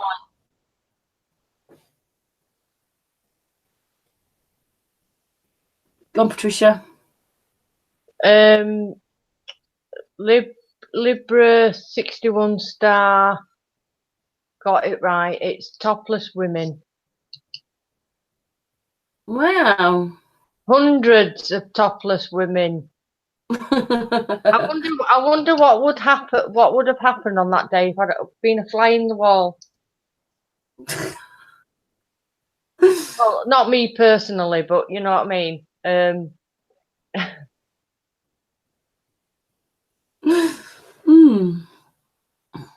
I don't usually mind all that kind of stuff over there. Usually beaches here aren't quite like that, are they? Like abroad. Wow. Maybe it's where they were doing it. Yeah. Okay, then. Me is the next question. I bet a lot of people will get this one.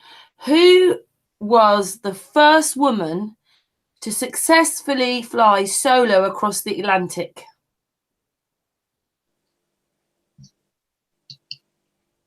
So I'll repeat that. Who was the first woman to successfully fly solo across the Atlantic?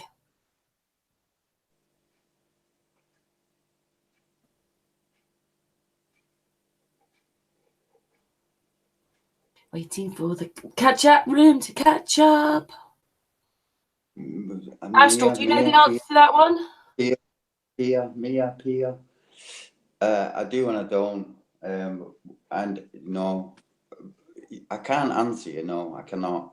But when I hear it, I'll be like kicking myself because I know it's something like Penelope or Pia, Penelope. What, Mia, Pia? I don't know. Sky Viper, Amy Winehouse. Amy Wineheart. something. Amy something. Yeah, maybe. Yeah. Poor Amy. white put Meryl Streep. Amelia Earhart, that's the one. That's who I'm thinking. McBice, you got it, man. Yeah, there's quite a few Amelia Earharts in there. I'm thinking. Bling, you got White it. That's Magician, Maggie, Lady Onyx, McVice, anyway. Bling. Is that correct? Eek.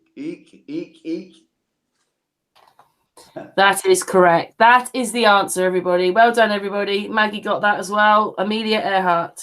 Sweet. Well done, everybody. Next one. By the way, before you continue, I just want to. This is for who was it? Forgot her name.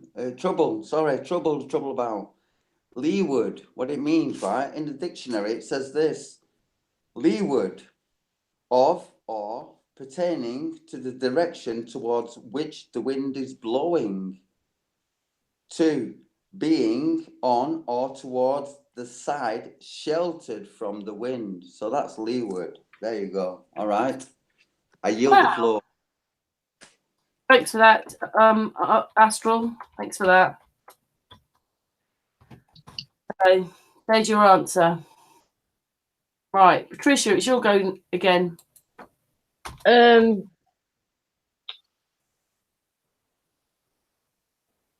is it illegal to ride your bike in Baldwin Park, California? So, where is it illegal to ride your bike in Baldwin Park, California? So, where can't you ride your bike, basically, in Baldwin Park, California? I will hazard a guess, if I may, and say the cemetery. Drayman's put in a tree. Lady Onyx says in the road. Riddle Me says the grass. Richard says sidewalks. RUC says on the street. McVice says sidewalk. Brian says on the bike path. What? Not gravity. Wrong answer. Are you joking? Mark. Oh, he's answering something else. Trouble. White Magician is on the beach. Paul says in restaurants. Midnight Garness is in the park. Sidewalk, on the grass, in the library, on the grass, on the path, anywhere, in the lake, in the pond, across the duck pond, crazy golf, of course. Crazy golf course. Parking lots. Bling Bling says parking lots. So what's the answer, Patricia? Would you believe it? In the swimming pool. So you can go across the duck pond or the crazy golf course or all the answers, but not the swimming pool. I suppose that makes a lot of sense. Yep. Right. Okay then. So question for me. In your eye, what is the center of the iris called? So in your eye, what is the center of the iris called?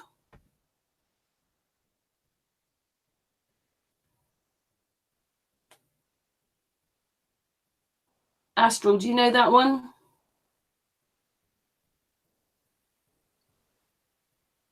So Riddle Me has put pupil, SKYFLY cornea, Paul cornea. I say retina.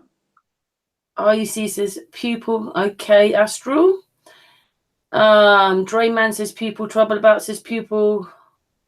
Chris Hay says dude. Lady Onyx says pupil. Flat Earth. Nice one. Yeah, it is in the middle of your eye. Chilster says pupil. Macula says Paul White. Lady Leg says pupil. It's okay, Bling Bling. You can answer. We'll wait for Bling Bling. She's got such a delay. Yeah. You're just waiting for the answer, aren't you? That's all. No, she's got all the questions right so far. Yeah, because we've sussed her out. She's got a delay. No. He's coughing. There you are. She said it now. Pupil. Bling Bling says pupil. White Magician's window to my soul. Trouble About says could be iris. Tommy says retina. Right, I'm going to put you out of your misery now. It's pupil. See, I told you. And also Well called retina in Latin. You know. Well done, everyone who got that right. Thank you, Astral. Patricia, your go. Right. Einstein called what the most difficult thing to understand? So Einstein called what the most difficult thing to understand? Women.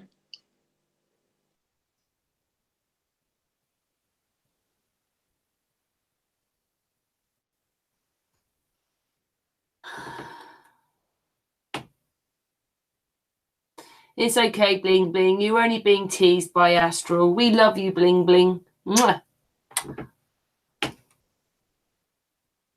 Can you say the question again, Patricia? Yeah. Einstein, I think that's Albert Einstein, called what the most difficult thing to understand?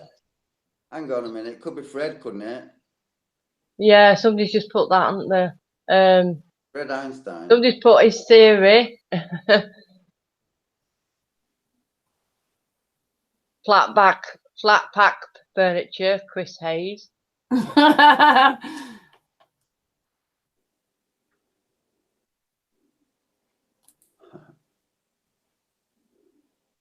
just waiting for Bling Bling to answer. We'll wait for you, Bling Bling. Don't worry. Got women, water, roulette table.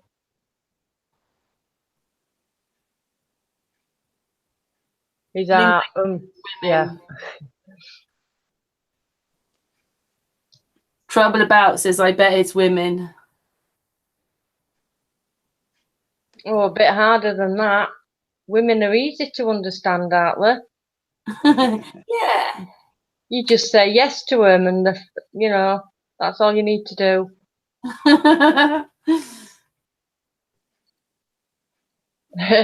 Bling Bling says how to comb his hair. Yeah. With you on that, Bling Bling.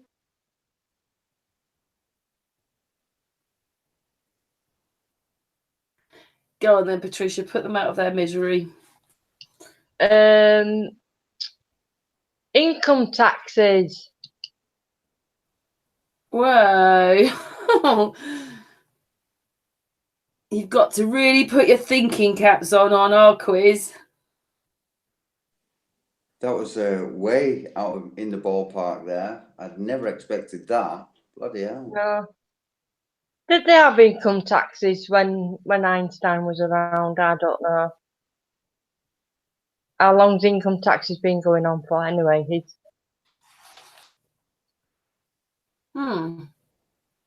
Well, there's a little bit of trivia you've understood today on Sun and Moon. It's my turn now then. What is the square root of 361? What is the square root of 361?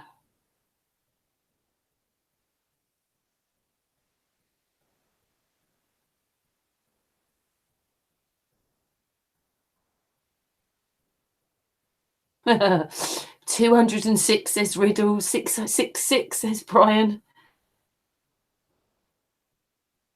What is the square root of 361? Next. Right, I haven't got a clue, but I'm just having a guess. I don't know why, but 17 for some reason.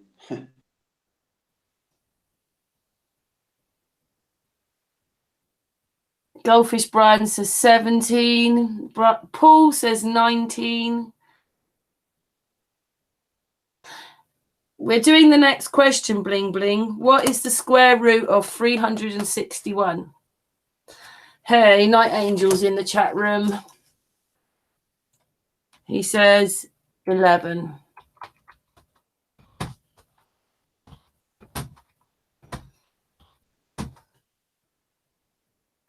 Oh, hearing my things the wrong way round.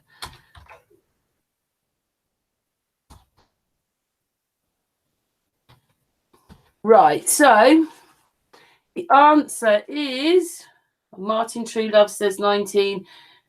Bling Bling says -1.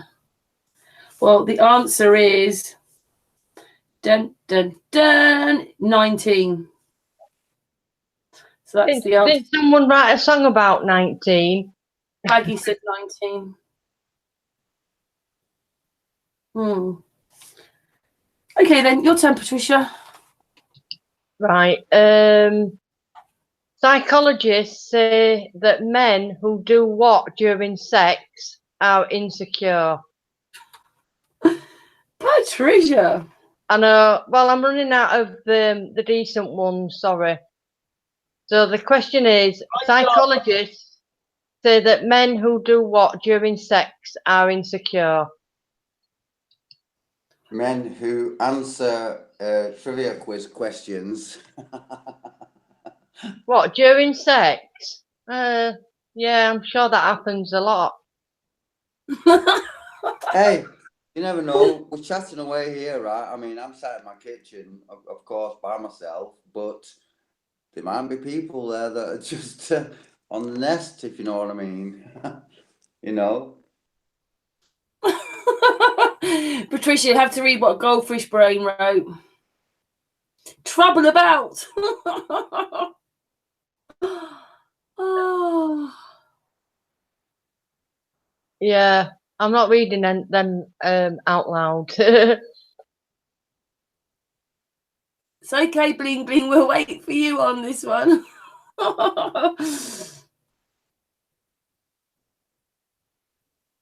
So if you're insecure, what do you do during sex? Apparently, psychologists have worked this out. You know, they're really clever people, these psychologists, aren't they? You know.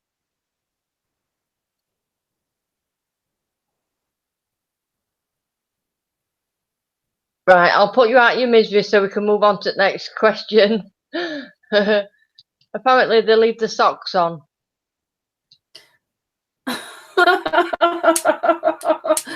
Oh, it's nothing like the answers then.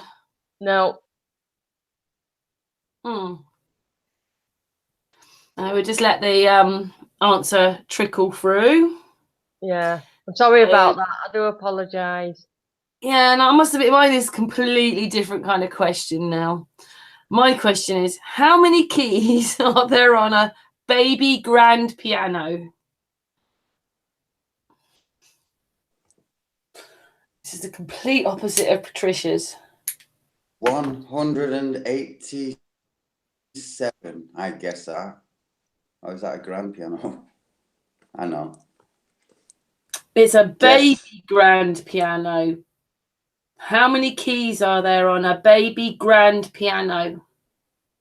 So we've got Skyfly 84, Paul 88. Yeah, I'll say 88 then. I'm guessing Ninth Angel 61, Mark 88, Martin 88, Brian 666, Jamaican 88. Joe, hello Joe.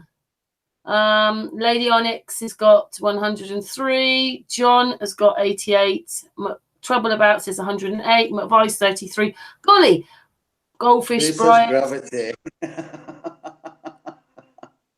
Riddle Me says 206. Paul White 24. Could be 76, Martin says. Tommy Rogers says 88. Paul White says 24. Bling Blink says 52. Chilster says 48. Riddle Me says 42. Lady Leg says 122. How many keys are on a normal piano? Trouble. Good question. If anyone knows, please let us know. If you Don't know what the difference is between a baby grand piano. So Jamaican says final answer 88, and the final answer is 88. Yes. Word up. Yeah, Mark put 88. Thank you, Mark. Mark's listening in and messaging me. Your turn, Patricia. Right. In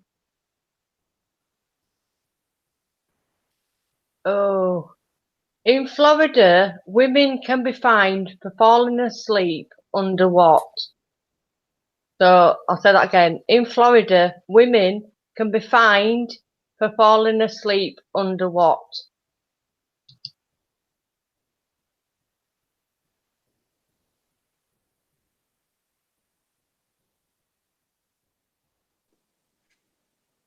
Can I answer? I think falling asleep under the influence of alcohol. Riddle Me's put a hedge. Richard's put the docks. Jonathan's put a washing machine. Martin's put a tree. Maggie's put a husband. Paul's put effective drink.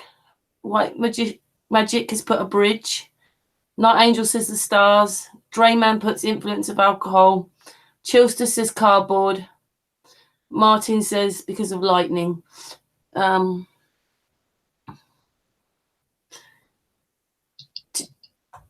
Sorry, it's Patricia, isn't it? Patricia, say the question again. Joe didn't hear it, or was just he's supposed to hear it. Cracks me up.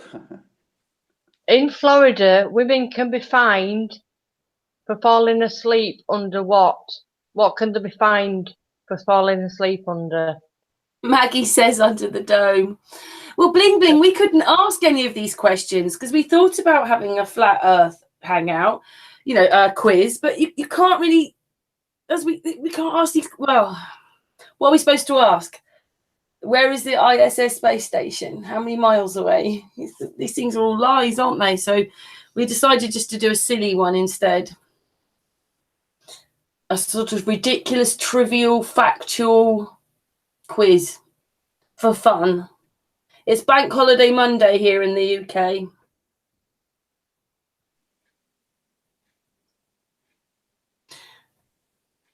So, Patricia, what's the answer?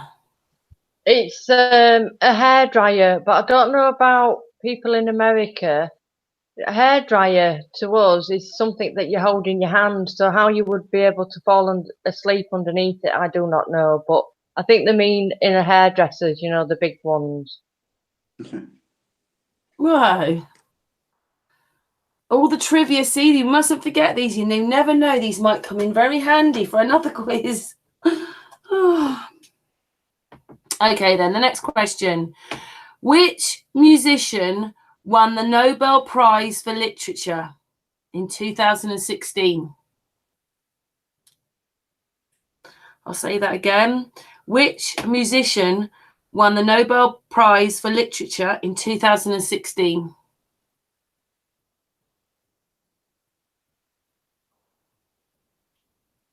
Do you know, Patricia? Astral? No, 2016, well, obviously they're not dead, unless they give it to people that have died, like, but no idea. Paul Simon. I'm of what's he called? The poet. Say the question again. He's a singer. What musician won the Nobel Prize for Literature in 2016? Yeah, it's him I'm thinking of. It is. Riddles put Elton John. No, it's not him. It's the Libra 61 put Roger Waters. No, it's not him. It's the guy that's the poet. Like Midnight Gardener put Bob Dylan. Bob Dylan, that's it. Bob Dylan, that's it. That's it. That's it. Sorry, that's it. Nice one. Yeah, thank you. John has put Dylan. Dylan. Goldfish. Put us out of our misery, please. Neil Young. No, because Neil Young. It is, isn't it?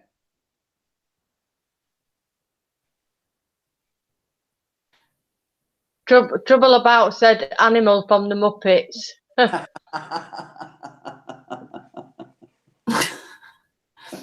Very quickly, while we're waiting for that answer, Joe's put one in. How many words produce only one sound in the English language? And he knows the answer. So there's two waiting to come. There's my one and Joe's one. Can anybody answer Joe's one then?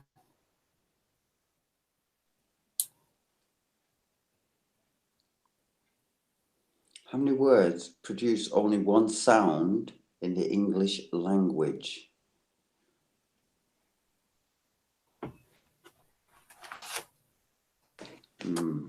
That's got to be the ohm sound. There must be something to do with that. Relevance. We've got two on the go here.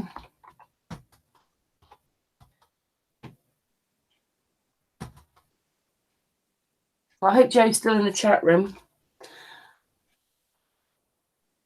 Okay, I will answer it for everybody. It is Bob Dylan. Yes. Cool. I've got question-wise. I've got 1, 2, 3, 4, 5. Patricia, how many have you got? Probably not as many as that. Some of them are a little bit rude, so I didn't really want to read them ones out, but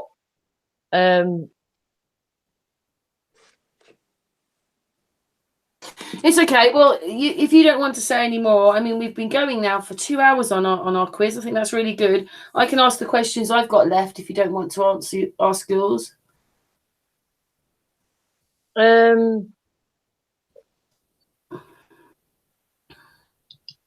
I've got maybe one or two that I've not Hang on. Just give me a couple of minutes. You carry on. You do another question, and Okay, I'll ask the next question then for everybody in the chat room. What was the highest selling album of the 1980s? Oh, Joe's going to make his answer. What's the answer, Joe? 0. I would That's have a to trick hazard one. guess Thriller. Must be Thriller. It's got to be. What is the highest selling album? Oh, I think it means which artist was the, because it says I've got album, but it says a name. So who was the artist who had the highest selling album of the 1980s? well, Michael Jackson then. Without a shadow of a doubt. So Lady Onyx, Thriller, White Magician, Magic, Duran. Come on, Richard. Michael Jackson. Then you've got Night Angel, Thriller, Chilster, Thriller, Goldfish, Michael Jackson, Suzette, Thriller, Midnight Gardener, Thriller, Richard, Duran Duran. Another brick in the wall, Libra. ABBA, riddle me. Maggie, Michael Jackson, Trouble About In Excess. It was for you, probably. Samantha Fox. Richard back.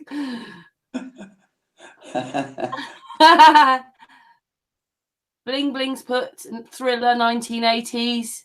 Jamaican Joe has put Michael Jackson. Any more answers?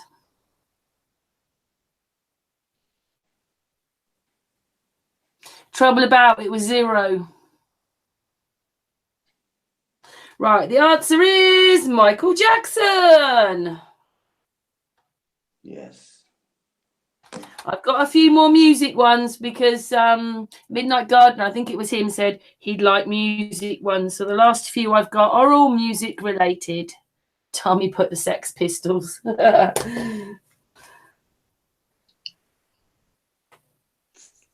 Right. So Patricia, do you have one or do you want me to do another one? Yeah, I've got about 4, maybe 5 at a push. Right. So anyway, in Silverwood, Michigan, it's illegal to kill what using your hands. So what are you not allowed to kill using your hands in Michigan? Silverwood, Michigan.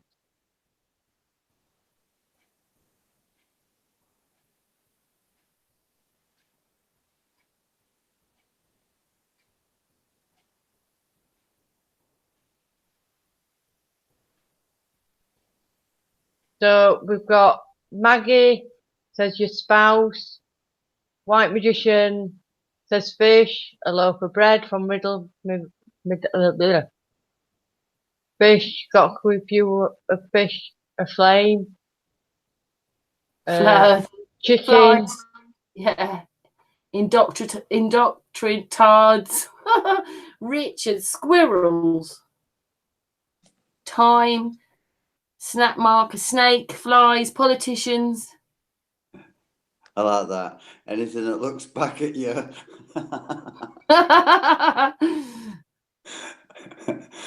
Oh, man. Josh is back. Hi, Josh.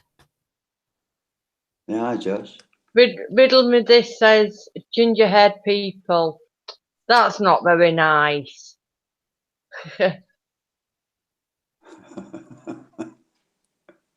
Well, I wouldn't like to kill them anyway, so. What's the answer, Patricia? Right, are you ready for this? It's a bear to impress a girl.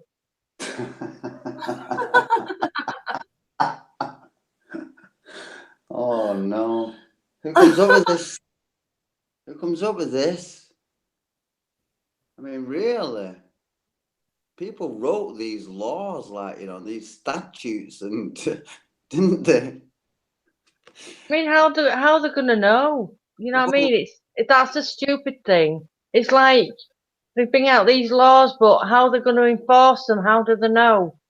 It's anyway.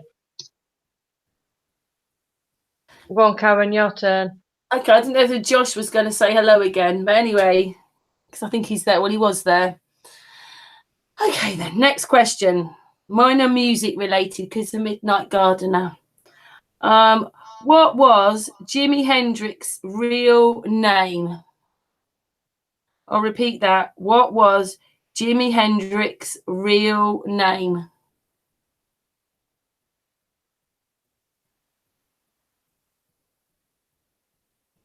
Just give the chat room time to catch up on that one.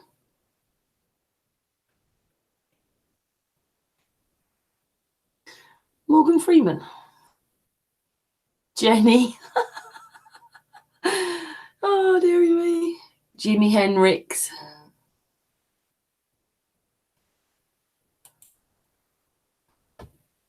Oh, Josh, do you remember we had this problem earlier on? Josh is on the Hangout but can't speak. Josh, go off and come back on and hopefully that'll sort it out.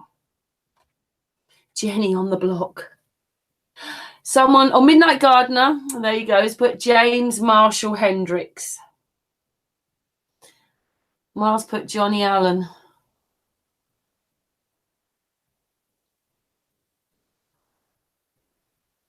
Cedric Pottlewaite. Riddle of me this. Lady Onyx has put James Marshall Hendricks. Night Angels put James Chicken Magic. No one knows. Rich has put Jimmy Newton. No one knows. Brenda. James Marshall. Yeah, it might be that actually, because I know it wasn't anything to do with like Jimi Hendrix. It didn't. It was nothing like that. His real name. I don't know for sure though what it is. Shall I put you out of your misery then, Josh? I don't know if Josh can Let speak people now. guess. Let people guess. Let people guess. I want to see because some funny answers come. You know. Oh, poor Josh. He's got a problem there. Giuseppe.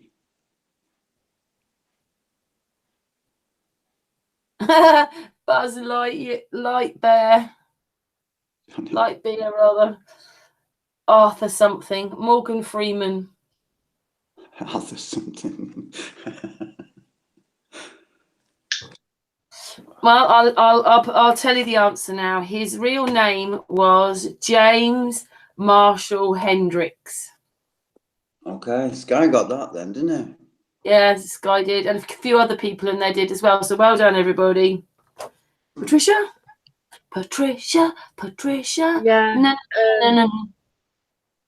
In Asheville, North Carolina, it's illegal to sneeze. Where are you not allowed to sneeze in Asheville, North Carolina? On someone's neck.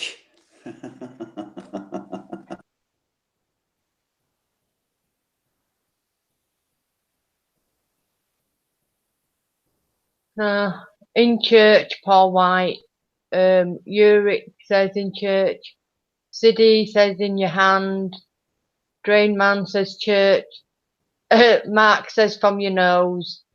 Night Angel on the toilet. Grocery store. On the bus. In the hospital. Church, Midnight Gardener.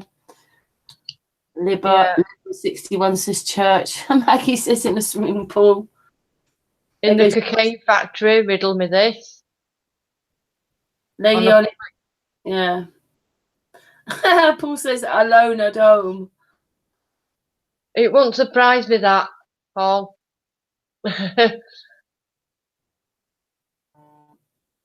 In your dreams, Bale Fry. In the zoo by the bear, says Martin True Love. Bling Bling says while performing brain surgery. Yeah, I don't think it would be allowed there either. No.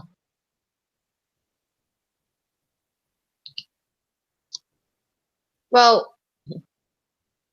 if you want to know the answer, and it's so obvious really, when you think about it, it's on the street. Would you believe it?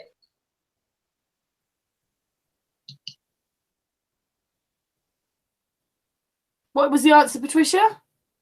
on the street. Oh my goodness. But you're not allowed to. You're not allowed to sneeze in public on the streets. Yeah. Riddle Where's me that this. again? Riddle me this says in the bed whilst wearing socks. Skyfly says he wants to come on. He's got a few questions that he can put forward. Shall we add Skyfly then, guys? Yeah. Yeah. Okay. If we just finish our questions and then Skyfly can say his. So I'll ask my question then while I'm adding Skyfly. Right, you ready, everybody? What famous US festival hosted over 350,000 fans in 1969?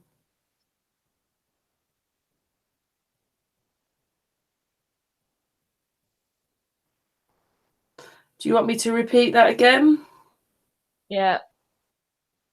Just looking for Skyfly. What famous US festival hosted over 350,000 fans in 1969? Yeah, everyone's got it. So, Paul White has put Woodstock, White Magician Woodstock, URC Child Woodstock, Night Angel Woodstocks, Maggie Woodstocks, Drayman, 1962 Woodstock, Vice Burning Woodstock, Man. John Woodstock, The Midnight blood. Garden, Woodstock, Trouble About Woodstock, Mar Glastonbury. Very funny, bling bling. Oh. What's your answer then, guys? Patricia, you got any idea? Astral? It's gonna be- No. I mean, I'll probably go with Woodstock.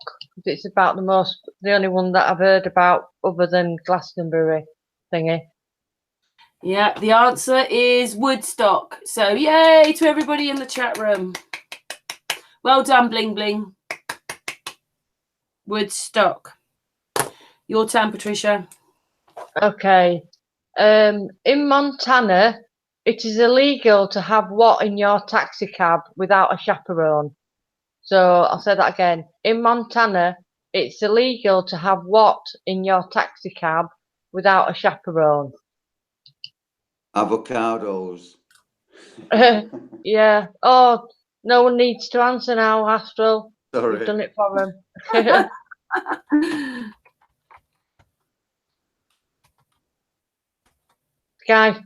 Bryce says gun. Maggie says that gorilla. Riddle me says a Dave Hinkle. Bear with his socks on, grey man. Blow up doll, a bear, a young girl. Globy. Take away alcohol. Yeah, they're all good answers. Your cat, a minor. Murderers, prostitute. Yeah. I'd love to live in some of these places. A kebab. Laws now, don't you? Bling Bling says a bear with socks on holding a stuffed gorilla, or even a bear. Yeah. You know, I think Bling Bling's got some sort of a fantasy going on with this bear and socks and shit. Well, we've had the topic being bears, chickens, dogs, Fish. yeah, basically animal night.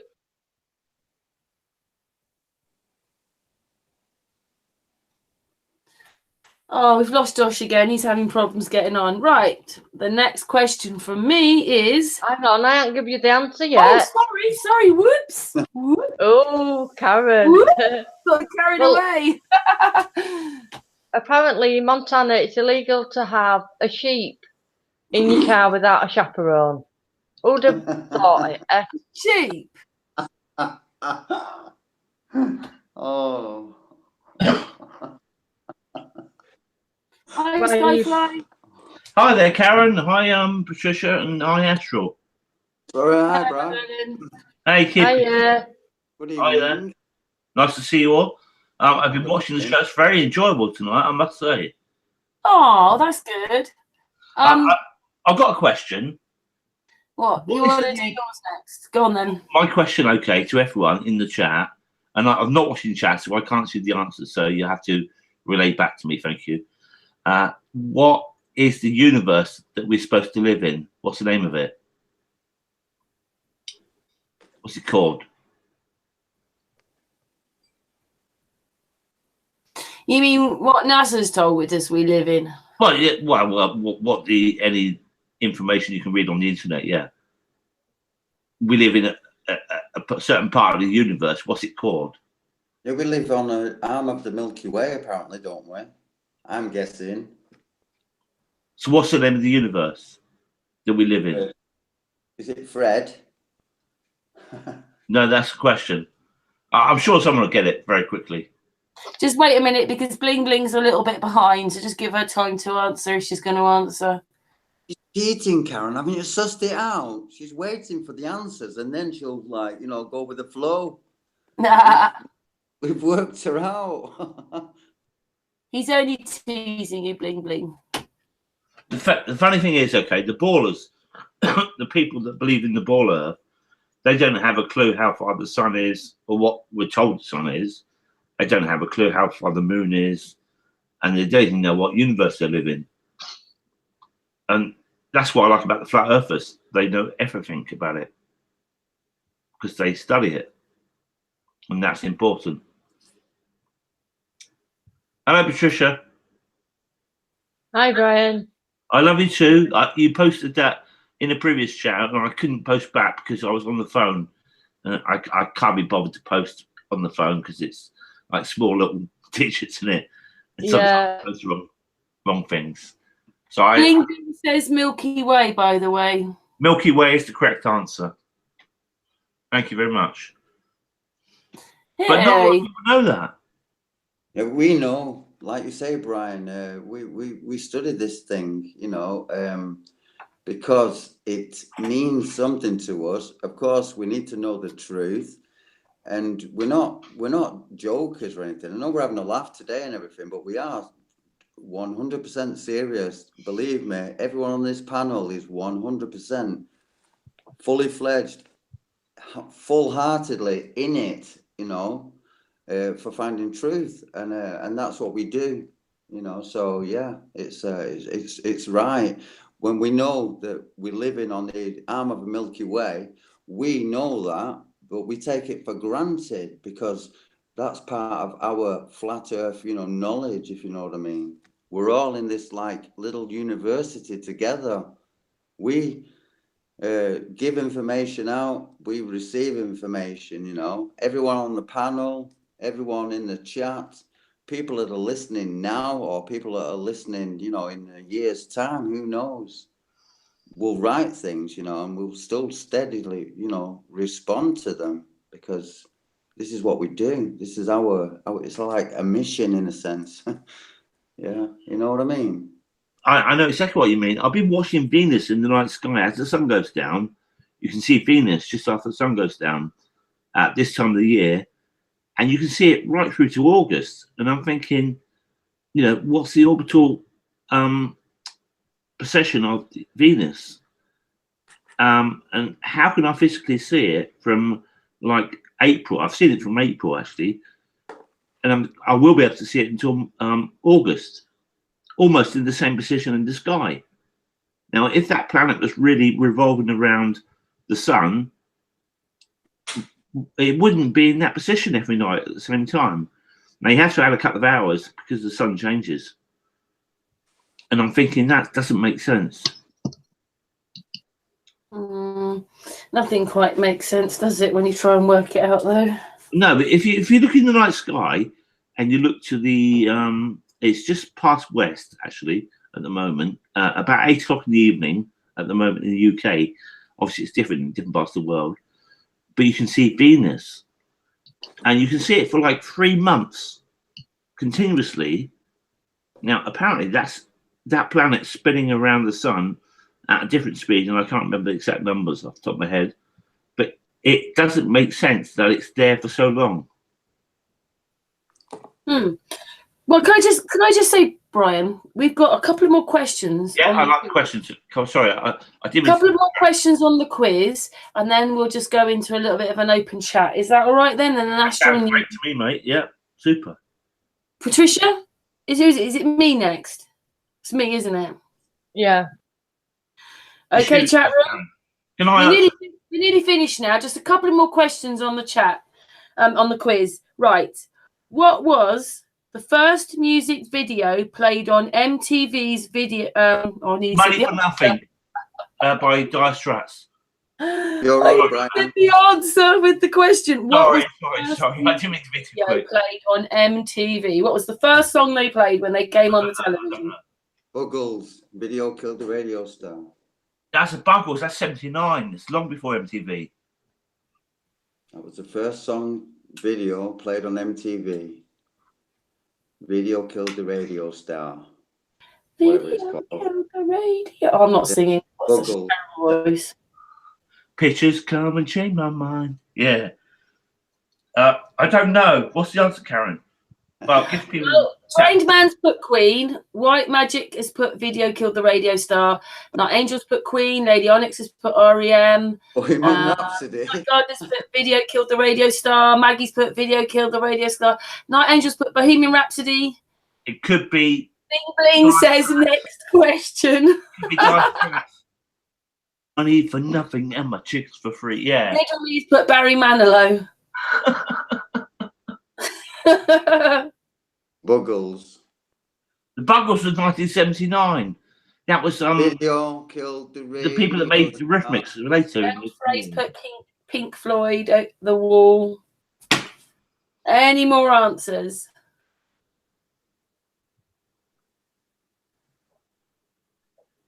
Oh, Bling Bling's put, was it a video with Steve Perry? Conan 68's put Money for Nothing. Trouble's put Money. Paul White put Nat King Cole. Barron's put MJ Thriller. Any more answers? Answer is Video Killed the Radio Star. That's not true, Karen. It is. That's what the quiz said. I got it from the quiz. On MTV? It was the very first song they played. It was obviously their opening bit. I beg to differ. I think it was Money for Nothing by Dire Straits. Well, a lot of the chat room have put the Buggles. Yeah, and it is. Russian Vids told us it is. You know, remember that? He said that one time. Yeah, but when did MTV come out? That was in the 90s, wasn't it? When it came out, yeah. I don't know. I'll have to check it. Sorry. Late 80s, I would say. Yeah, the Buggles was number one hit in the charts in 79. Doesn't matter when it was, but that was the first song that was played on MTV when it was released. Okay. In Europe. You know, that's true, that. It's true. Oh, we've stopped. I don't know why it stopped sharing. I'm going to stop sharing. For some reason, it's just stopped sharing the chat room, but we've practically finished now. So, Patricia, do you have any more questions?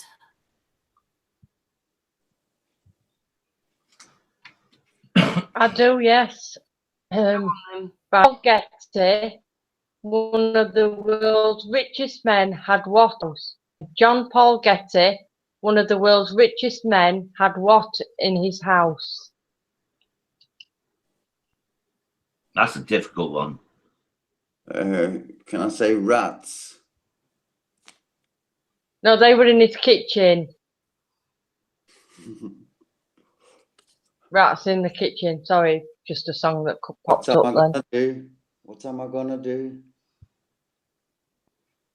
I'm gonna fix that rat. That's what I'm gonna do. I'm gonna fix that rat. Paul White says a machete. I like them. Astrologer, a pair of socks, clean toilets, airplane, orgies. a bear, muggers, a mattress stuffed to the brim with cash monies, a Milky Way, skeleton in his closets, an Gravity. airport, Gravity. Gravity.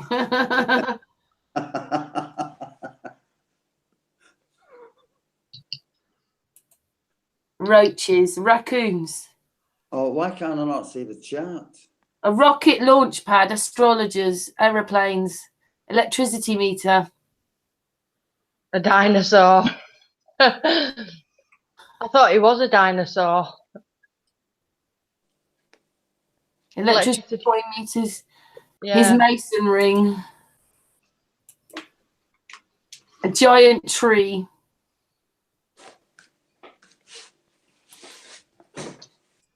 Does I want to know the answers, guys? Okay, then, Patricia, tell us the answer, mate. A payphone. A pay.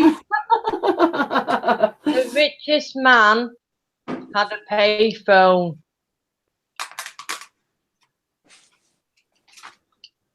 Wow. You learn something new every day on Sun and Moon, don't you? Yeah. Mm.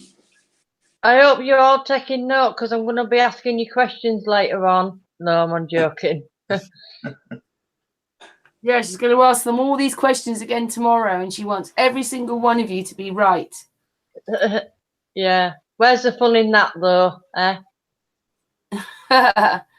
Okay, I've got my last question now, Patricia. Yeah, I think I could probably do one more. And then we'll just go for a bit of a chat. Right. Yeah. In 1967, what band recorded the hit Ruby Tuesday? Do either one of you know? Any of you know, rather? Sorry, you men. Patricia or SKYFLY or Astral? I know. I do know, but I don't want to say because there's people in chat. It's not fair on them. Yeah, you can say you're participating. Well, Ruby Tuesday. yeah, Must be the Rolling Stones. yeah, exactly. I'm just making it up. Rolling Stones. Yeah, it's got to be. It is. Goodbye, Ruby Tuesday. Your world ends. So we got Martin says the Beatles, Drayman says the Stones, White Magic says the Beatles, Paul says Rolling Stones, Riddle says the Faces, Suzette says Rolling Stones, Maggie says Rolling Stones, URC says Tommy, James and the Sandals. What's that? Oh, sorry, Shandles, whatever that is, sorry. Baron says the Roaches, Midnight says Stones, Libra 61 says Beatles, Conran says Stones, Riddle Me says the Face, Rod Stewart, Tommy says the Beatles, Kyle says I love you back. Sidney says the Velvet Underground. Goodbye, Ruby Tuesday. Could be the It's Who. the Rolling Stones. Could be the Who. It's not the Who, is it? No, it's not. No, you're right. Not the Who. No. It is. It has to be the Rolling Stones. I love these music questions. I do. I like music. Bling bling ready? Bling bling. You answering this one or shall I give the answer? She's saying she should have been trying to guess the questions because she gets the answers before she sees the question. Paul's put Boney M. By the rivers of Babylon. No. Oh no, we're going to start singing. Thanks, Paul. Shall I say the answer then? The answer is. The answer is. Pardon? The answer is Rolling Stones. Cambridge. Well done for everybody who got that. It's turning the skin now. Popmaster's gone down a hill. This is better than Popmaster. Hey, Brian, have you got any music questions? I could make up some questions, okay? Well, Yeah, I could also, I know questions. I can make them up. I can make them up. Well, I'm ready then. Patricia, have you got any more now? Patricia, are you? Yeah, I've got one more, I think, because I'm getting a bit thirsty. I need a drink.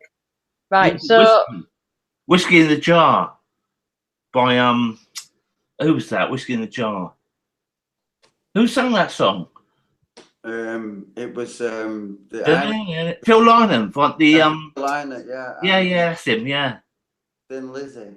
Thin Lizzy, that's the one, yeah. Thin I Lizzy. used to like them, Thin Lizzy. The Great. boys are back in town. But actually, that song does not mean what you think it means. It's a kind of a little deep and dark and esoteric, if you look into it, just look into it. It ain't as clean as what you think it seems in that Let way. Patricia end the quiz on the I've got last one quick question. Oh, what? The first album, now that's why I call music in the UK, was released in what year? Say that again. The first album which was called Now That's What I Call Music, and it didn't have a number. It was just called Now That's What I Call Music, and there's been like 74 since then. Oh right. Yeah, what year was it released in? I reckon about 1970 or something. I'll give you a clue. No, I'd say Paul Young on one of the hits, and it also had Kajagoogoo. Paul Young. All right, so it must be about 1977 then. No, a bit later. 1981. It was 83. 83. 1983. Yeah. I was going to say 1852 because it seems to be going for years, hundreds of years. They've had loads of them, haven't they? I had pigs on the front as well. It was really weird. Oh my God. It was Kajagoogoo on there. Paul Young. I loved Paul Young. When I first heard Paul Young, I was like, I loved his voice. He had like this soulful, but yet not. I've seen him live, Astral. I've seen him live, Paul Young. Nice. I would have. Do you know who he was the support band to? When I went to see Paul Young, he was the support band for Tom Petty. Not Tom Petty. Tom Petty was playing, and he was the support band, Paul Young, because he'd just come out then. Right. So I got two for the price of one. When Paul Young first came out, he had that album No Parlay, and another album. He just had like these awesome songs. I remember seeing him live on TV. We had this TV program called The Tube, I believe. The Tube, yeah. I thought Channel 4, wasn't it? Yeah. And he was on that, and it was like, oh man, this guy's that good. was Paulie Yates, wasn't it? Paulie Yates done that. Yeah, possibly, yeah. Possibly. I can't remember to be exact, but it was just a good raw show. And Joyce Holmes was on there as well. There was so many good bands on that program. They really were, really, yeah. The Smiths, Hand in Glove. Yeah. The sun shines out of my behind.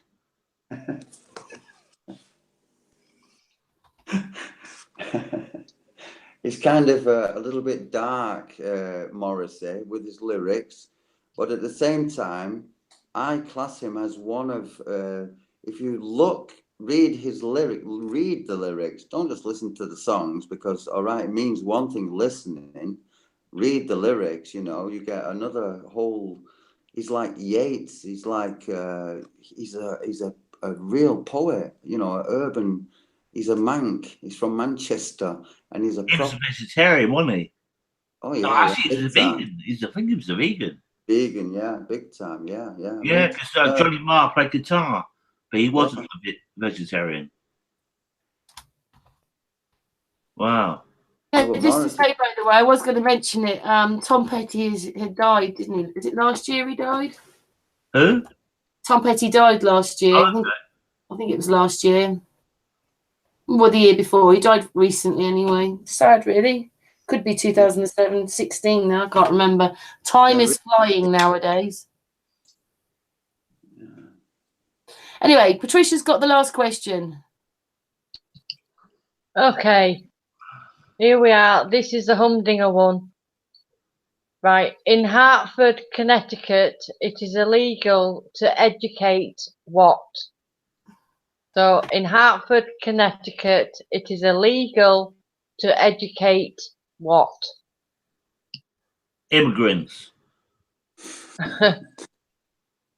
Won't surprise me.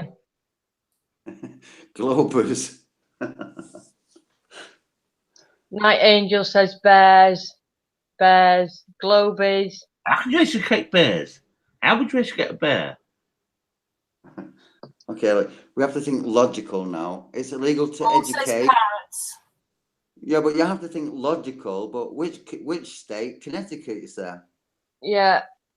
Trouble about says humans. I think presidents. There's something ridiculous, yeah, Brian. Yeah, I'm with you on that. There's a really strange aviation rule. I was going to fly down to South Africa, and there's a place called Swaziland, which is on the let me think, on the east coast of South Africa, just like 3/4 of the way down, and they've got a law which is based on their civil aviation rules, where witches are not allowed to fly above 200 feet on their broomsticks. And that's in their rules. That is in their rules. They got signs. It's really. It was about 4 years ago I learned that. Oh my God! Listen, It's really freaky. Listen, Brian. I think if they have a law, it must be right. They must be flying around on broomsticks, man. Imagine that. But I learned a lot of other stuff, and I can't say it online because it's a bit rude. But I thought they were actually absorbing what's that? The ecstasy of those drugs, psychedelic drugs, and they were placing it on the clitoris to absorb it rather than swallowing it through the stomach, which causes problems. And I think that's how it all works. I know it sounds a bit weird, but I think that's the truth. They were taking drugs, but they weren't injecting them and they weren't swallowing them. They were placing it on different parts of the body and they were absorbing it into the body, which didn't cause going through the stomach, causing all the problems that it caused. And I think that's how it works. Sorry, Brian. I'm just laughing because I know if you've heard it for the first time, it sounds a bit strange. Fair enough. Okay. But Yeah. there is a lot. Let's just finish Patricia's answer first, and then we'll just carry on chatting. Oh, sorry, Karen. Sorry. That's all right. No. Just Patricia, just say the question again, and then we'll say the answer. What was the question? In Hartford, Connecticut, it is illegal to educate what? And Mark said that I've already said this question, but I don't remember. But anyway, it is dogs. You're not allowed. It's illegal to educate a dog in Connecticut. So that Bling means Bling was the closest, I think, on that one. if you say to your dog, "Come here," right, and it just doesn't listen to you. I'm sorry, Patricia. I got ahead of myself. Hang on. So if your dog doesn't listen to you, okay, you're not going to get a fine. But if you say to your dog, "Come here," and it comes to you, and the policeman sees you, hey, your dog is obviously trained, therefore you're going to get a fine. I mean, what are you not allowed to educate it about? You know, space program. You know, you're not allowed to read it. You're not allowed to read its stories. You know, what do they mean by educate? It sounds pretty nonsense, doesn't it? Riddle me's put sit doggy jailed. Lol. Sorry, Patricia. I didn't realise you had a question still going. That's Oh, all. it's all right. I've finished now anyway. So You've done really well tonight. I'm really proud of you. That thank was you. that was Sun and Moon's first quiz trivia. What was the other word I put? Ridiculous factual quiz. You should have asked silly questions like, who was the first man on the moon? And the answer is no one. Yeah, I know, but that's what happened, Brian. We were thinking about it. Well, It's like Yeah, we can't ask exactly. any of these questions anymore. Brian, it was like, we were going to say, okay, what's the distance supposedly? Then it's all supposedly, To what the was sun, given yeah. from science, Earth to the sun, 93 million miles. Yeah, supposedly. But and then okay, Maybe we'll have to have a quiz on. and then on we the could, moon. but then we could say, okay, what is the true distance to the sun given the trigonometry that we've been given? And we know from what we know, like, I know I'm giggling now. Oh, I've got the giggles from that. What are those answers? Jeez. Now, when I first came on, I was saying about Venus being visible from like the 24th of April and probably up to the 26th of August. It will be visible in the UK. I don't know about other parts of the world because I don't look at that. I just look at it from where I live. And I'm thinking to myself, if that is really a planet going around the sun, how can I physically see it for that amount of time? If Brian, can you around the just sun at 66.6 thousand miles an hour and spinning 1,040 miles an hour a day, and I'm thinking, how can I physically see it every night at that time? I need to do maths and work it out. And Brian, can I ask you where is it in the sky? Because I was in the UK. looking, when I came home now this evening, I could see there was a star in the distance that I wasn't like aware of, And well, now you've got Saturn as well. It's very, very orange, right? From the naked eye as well, I could just see it clearly. Like, oh, that's orange. You'd have to look. It's quite low, quite low. You would look. From where I am now, it would be about. It's about. Southwest. It's about 280 degrees. What's that? East. 280 degrees east, kind of, right? From my viewpoint, I'm not saying yours is wrong. I'm just saying from my viewpoint, in the south of the UK, it's almost west. So it's about 280. It's just past west, actually, at the moment. And it will change over time up until August, about the 26th, when you won't see it anymore. So you're looking west to see it? Yeah, after the sunset. Yeah, you can't see it, obviously, when the sun's there because it's too much light. But once the sun's gone down, you can physically see Venus. And it's there for probably 15, 20 minutes. And that will decline over the next month or so.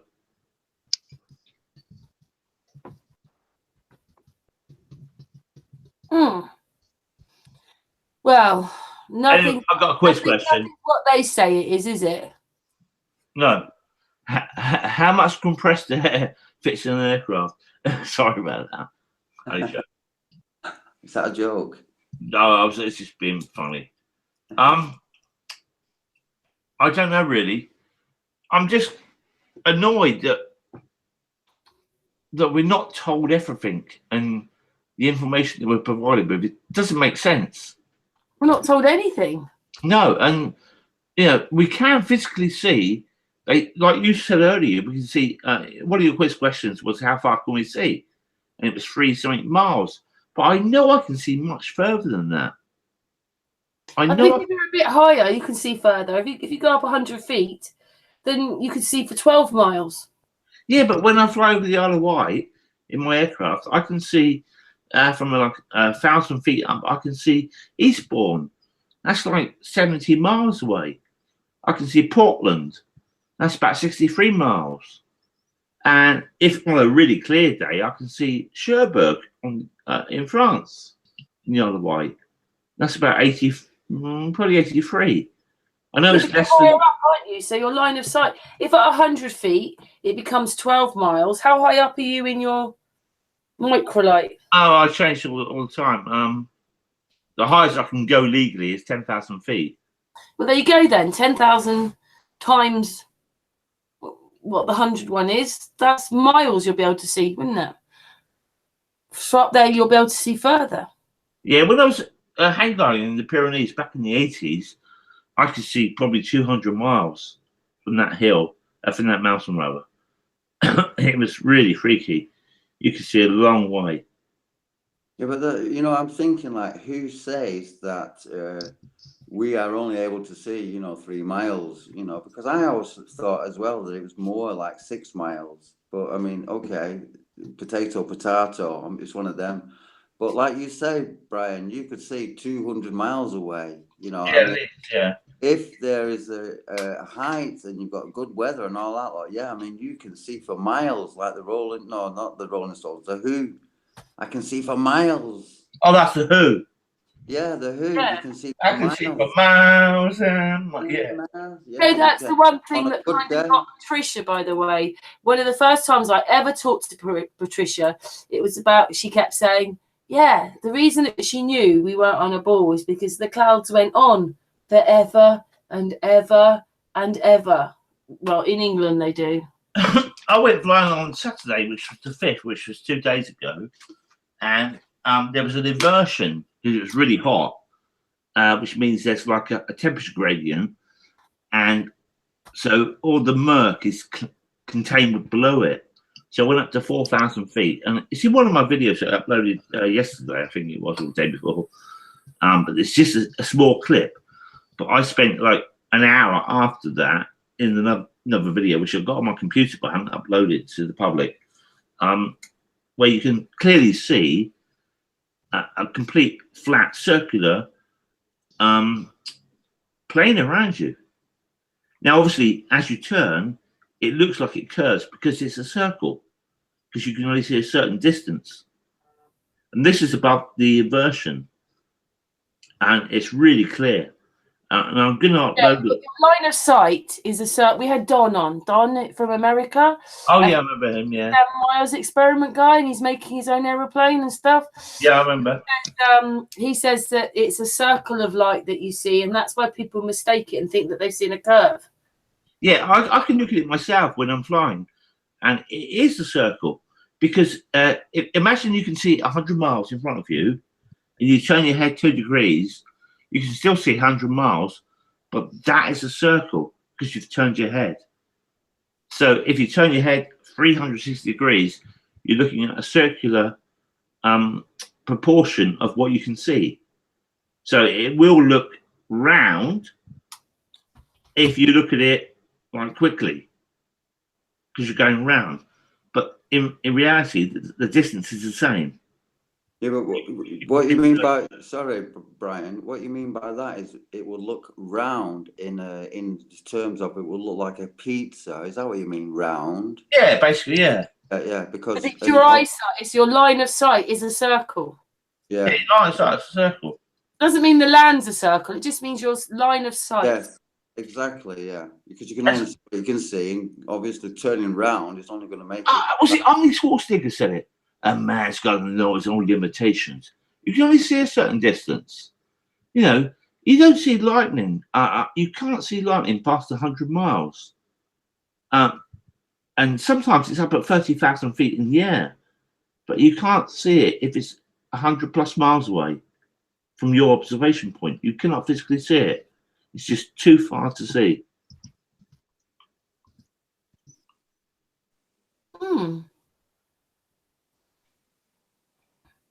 Thank you for that, SKYFLY. Imagine you got a car, okay, Karen. There's loads of live webcams now. You can go and view this shit. I say shit, I mean good stuff. But I call it shit because we should have known about it a long time ago. There's a certain distance you can see. There's a certain distance you can area you can hear. You know, imagine I'm 200 yards from you, Karen, and I'm talking to my friends. I'm slacking you off. You're not going to hear me, are you? Because you're not close enough. You have to be a certain distance to hear, and you have to be a certain distance to see. We have limitations to our senses. we can see a certain distance and we can hear a certain distance. But when you get thunder, you can probably hear that from maybe 50 miles maximum, the loudest bang you could imagine. You might hear it from 50 miles away. It's like if you study earthquakes, okay, they've recorded them, I think 83 miles away from the epicenter when they record earthquakes and volcanoes as well. Which the old volcano is an airborne blast, so it's a slightly different signature from a ground movement, but it's about 80 miles. You know, if you're 80 miles from the epicenter, you're not going to record that on your Geiger counter. And that's a very sensitive instrument. So, Brian, you know, when they measure volcanoes, what is it that they measure them with? I mean, it's like, blast in the air. Erupt, but is it like it's not okay? You said Geiger counter, but that's wrong because that's like atomic and no, they use Geiger counters as well. No, but I'm thinking, what are these things that measure seismograph? Yeah, seismograph. And that's it, yeah, something like that, possibly to measure. It's the same thing. It's earth tremors, different terminology. Yeah, seismology. Yeah, it's just to measure movement. So if there's a question, right? If the Earth is moving, why the fuck are these seismologists like, you know, not going off the charts all the time? Yeah, of course. Yeah, of course. Only if the Earth was spinning around and wobbling and going around the sun at 66,000 miles an hour, it would be wobbling all the time, wouldn't it? Of course it would. Yeah. No, the Earth is stationary.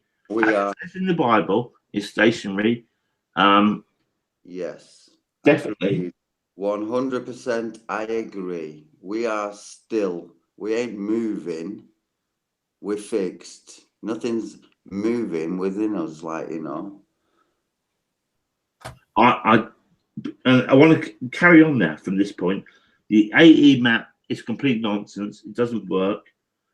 I do believe the sun goes below the Earth, and how it works, I don't know. Whether it goes through portholes like the Book of Enoch says, I don't know. That's something I need to learn later. So I'm open-minded on that. Yeah, I think that is one of the things that we need to, talk about, finding out exactly where the sun's path is, where it's going, you know, and to talk with people, you know, not only in I'm in Europe, you're in the UK. Talk to people in America, people in Africa, people in, Australia, wherever. Yeah, I've been speaking to a guy in Russia, and he sent me photos from 69 degrees latitude of the sun 1 hour apart, and I've compared them to my photos, and I'm at 50 degrees latitude. And the distance the sun moves in the pictures is different, which to me points out that the sun is moving, not the Earth moving. Because if it was the Earth moving, it would be the same. Yeah, I've been under that idea for such a long time. The Earth is still. So I mean, going from that's where I base everything from. You know, that has never altered, and I know I'm putting a lot of faith in that belief, but that's where my belief lies. You know, I believe truly we're not moving and it's still. So I'm putting my neck on the line in that. You know, but that's where I go from. Boom, and everything else. Let's see how it all spins about. You know. Yeah, but if you go to the sun moving and not the Earth spinning, then the sun would have to move at a ridiculously large speed. I can't physically think it's possible. So maybe the sun and the moon don't move, and it's all an illusion. I'm not saying it's what's the word? Like a Pac-Man situation. I'm just saying we can't comprehend what we see, and we would never understand it. But I don't believe the sun is moving. I don't believe the moon is moving. I think it's an illusion of an effect that happens due to something we don't understand quite yet.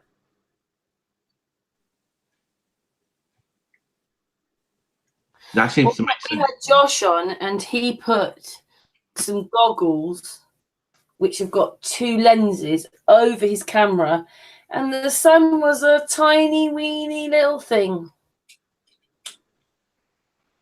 Just so that thing, that tiny weeny little light that it is, does all that heat and everything. It's amazing. Yeah, when you get fog in there, a low fog in the UK, I can't see if other countries it has probably been the same, but the sun does look much smaller. And if you look at it through clouds, it looks smaller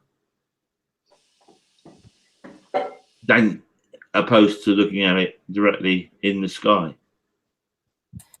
So Well, we've only got, like, unless we did this all again ourselves, we've only got their word for all the elevations, all the data, haven't we? And, you know, Google Maps is lying to our faces anyway, isn't it? Because it's a flat map and then they make it into a ball. So I don't know if you can trust them, really. I don't know anymore. You can sort of trust them, but things just don't work out between the continents. They don't. And the bit that gets me is that when you work it out, that if you can only see for so far, I can see the sun in focus. So it's only a few miles when it comes up east. It spends all day, especially in the summer, maybe 14, 16 hours going over. And then a few miles past my house, it disappears. So that's okay. But it does that for everyone. Does that for everyone. So what is it?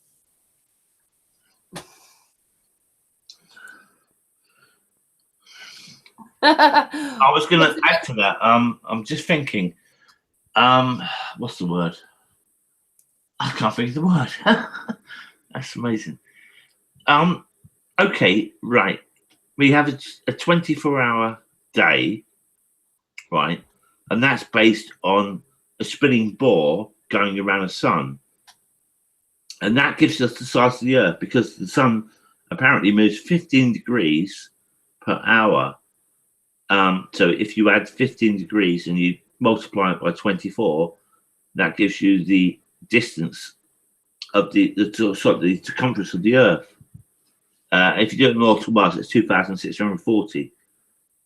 Sorry, 26,040. What am I saying? Is that right? Oh, my brain's gone. What? If you multiply 15 degrees, and that's 60 nautical miles, by 24, so it would be 60. Let me just get the calculator up, because I'm going to look stupid otherwise. Is it seconds then? If it's seconds, it'll end up being... No, it's 15 degrees per hour. So it's 6,400 times 24 hours in a day. I know that's a rough ballpark. So that's 360. So that's times 60, because nautical miles is the same as time. So 24 hours, an hour is 60 minutes, which is 60 nautical miles. So you times 360 by 60, and that gives, is that right? That doesn't look right. It's 6,400. What did I say? 360 times 60. Do you want me to do that? You want me to add up? 21,600 nautical miles. That is the circumference of the Earth. If it was a ball. But that's based on a spinning ball Earth going, spinning around the sun. Yeah, but we're taking that the circumference of the Earth is what, 24,000? Yeah, as much as almost 25,000, isn't it, at the circumference? So we're told, you know.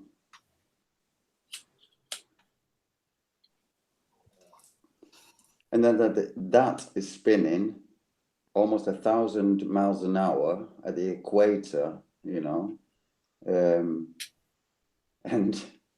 And then that Well, is not also, for us, it's not. It's not no, spinning not as fast for us. This is what we're led to believe.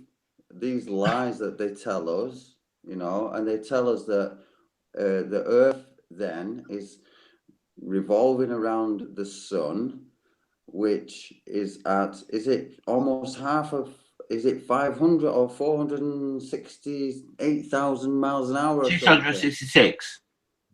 Oh, is it 666 again? Yeah, Sorry, yeah. 666. All right. Yeah, but that's the speed of the sun into the galaxy, isn't it? Isn't that the speed of the sun is traveling at? What is our revolution around the Earth? The speed of us going around the sun. What speed is that? 666. All right. Sorry, Okay. 6,660. 6,000. Yeah, that's it. 6,666. Yeah, yeah. And then, of course, the all this galaxy is going off in a direction of its own, isn't it? Supposedly, these lies we're led to believe. Fucking hell, man! How did we hop on this shit? It's like saying, "Go walk behind that apple. Go walk behind that horse." And every time it drops an apple, take it home. You can eat it later, you know. It's like one of them, isn't it? The problem I have with that, the problem I'm I falling have, for that shit. yeah, the problem I have with that is if you're on the equator, then you'll be spinning at 1,040 miles an hour. So 15 degrees will be spinning at 1,040 miles an hour. And if you're in the UK at 50 degrees, that will be spinning at about 540 miles an hour. So it's about half the speed. Yeah, and the captain doesn't say on an aeroplane, hang on a minute, we're now going into the faster rotation of the Earth. It'd be like going on the worst roller coaster ride of your life, wouldn't it? Hang on a minute, we just gained 1,000 miles an hour. They'd be like, Karen, they'd be like this, ladies and gentlemen, fasten your seatbelts. We are now about to slip into the Gulf Stream, you know, whoo, way, you know, G-force. I can appreciate on a ball system, obviously a day would be a day, regardless of the speed of spinning, because obviously if you get a football and put a little a marker on the middle and a marker near the top, and you turn it 360 degrees, they're going to turn at the same speed in relation to spinning it. Obviously, they're spinning at different speeds. So my problem is the sun will be moving because it's a fixed sun. So they tell us would be spinning at a different, would be moving in the sky at different speed, and no one's ever expressed that they've seen the sun spinning faster at the equator than they have at a northern or southern latitude. It moves at the same speed.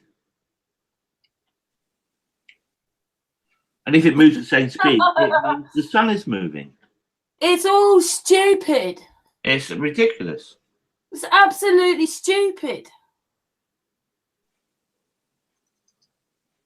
I mean, it's not like, you know, the one person of all that would have to take notice of this would have to be pilots, wouldn't it? The pilots would have to learn to fly in different areas of the world just to cope with the spin. It's ridiculous.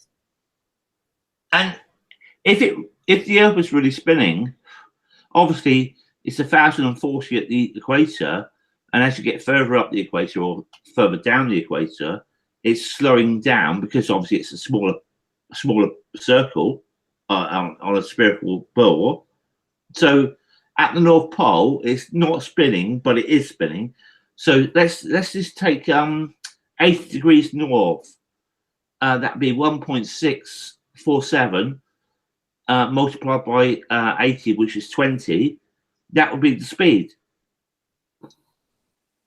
Surely the pressure would be different. Yeah, the pressure would be different. Like if you were at the North Pole, surely, or the South Pole, it would be, one will be really excruciatingly heavy, and one might be really light because they're the opposite. Yeah, well, hang on a second now. I'm thinking, right? So this speed thing. Now let's work this out then, right, and see if it's true, right? So if we have the North Pole is 0, that must also be like the slowest revolving revolution point. You agree, right? And then as we get down to the equator, that's the fastest. So we've got this, you know, arc of, you know, a quarter to deal with, haven't we? If we think about it, the speed. Hey, so Astral, Siddy says the only thing that's spinning is my head. yeah, Astral, it's easier to think of it as a wheel. Yeah, but it's worth thinking about. If you think as a ball, it's really complicated. But if you think it's a wheel, imagine the equator is the outside of the wheel, So you got like your wheel on your bike, and then when you look in towards the middle of the wheel, it's spinning slower. So the centre of the wheel would be the North Pole or the South Pole. If you want to think it's a ball, that would be the same. Yeah, I understand all that perfectly well. What I was thinking though was that we could actually do something in regards to seeing exactly how fast the sun is falling down. You know, it's this arc, isn't it? So supposedly from anywhere between 0 degrees and 90 degrees on the equator, down to the equator, right? From 0 to, what is it? Yeah, 180, obviously. To see speeds, the speed of the sun, how fast does the sun rise and set, and take it from, plot these points along this arc, which is only a quarter of a circle, if you know what I mean. Yeah, I don't know, maybe I'm just thinking too much. Yeah. Don't forget, earthquakes do cause the earth to wobble on its rotation. Don't put that in there, do they? What that does when there's earthquakes and that can affect the rotation of the spin. It's all just pathetic. Now, they say Polaris doesn't move, but it does actually physically move.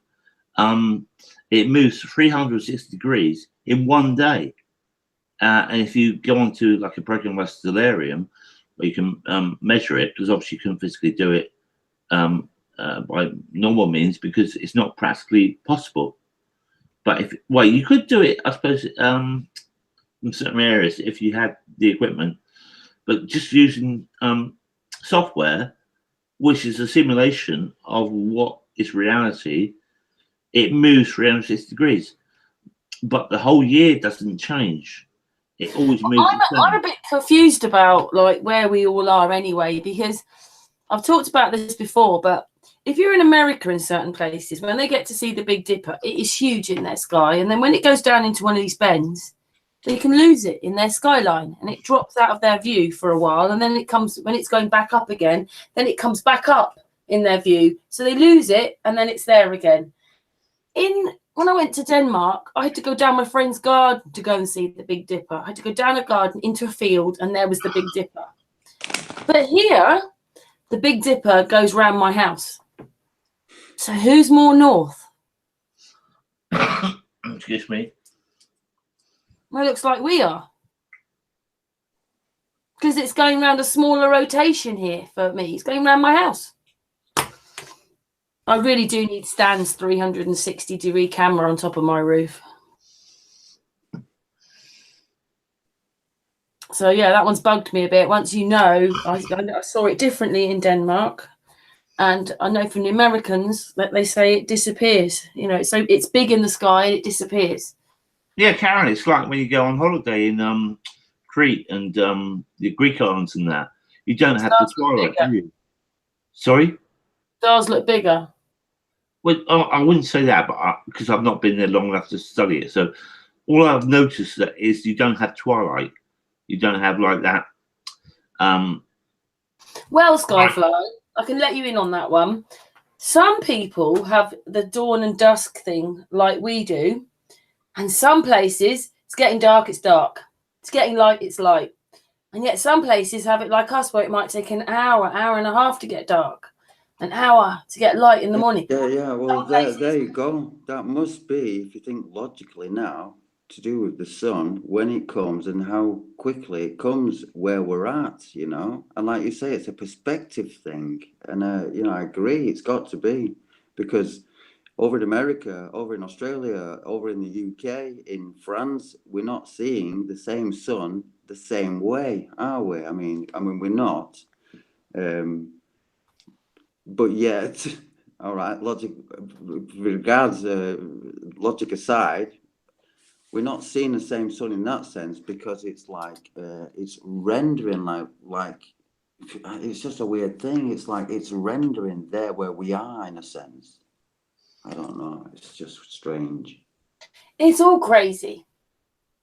I mean, a couple of people have tried to ask me questions and things, and even for the quiz night, we didn't quite know how to do, we couldn't really do a flat Earth quiz because we don't believe it. I can't do history, can't do military, you know, things that you would have done years ago to pick for quizzes. You can't do any of them because none of us believe it anymore, and it's all rubbish and lies. So we can't use all these things. You can't ask this simple thing: how far away is the sun? We're 2018, and none of us know really what the sun is and where it is and how far the whole thing. And yet we've been to the moon and all that crap.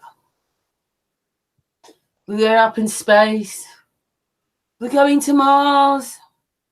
Oh, what was it that Russian Brits brought up the other day? Uranus smells like FARTS. They know that. Strawberry farts, yeah. Yeah, they know all that, but we don't know how far away the sun is. Not really, or what it's all about, not properly. Yes, I studied Elon Musk as well recently. He lost a lot of money, and then he got a lot of money from the government to do what he's doing now. And I do dispute why they gave him the money. You know, he was. Well, he sold his soul, hasn't he? That's what he's done. Because he didn't get the results that he wanted from the tests he'd done previously, back in 2004 and 5. And then all of a sudden, the government had given him billions of dollars, dollars, I say pounds or whatever, from the taxpayers to pursue his dream. And it's come from the taxpayers. Now, he had to back it up as well with some of his money, but it's only numbers. Just numbers he had in his account. And he's come good now, but he did mess up for a few years. And lost Sorry, Mark's put space is poo.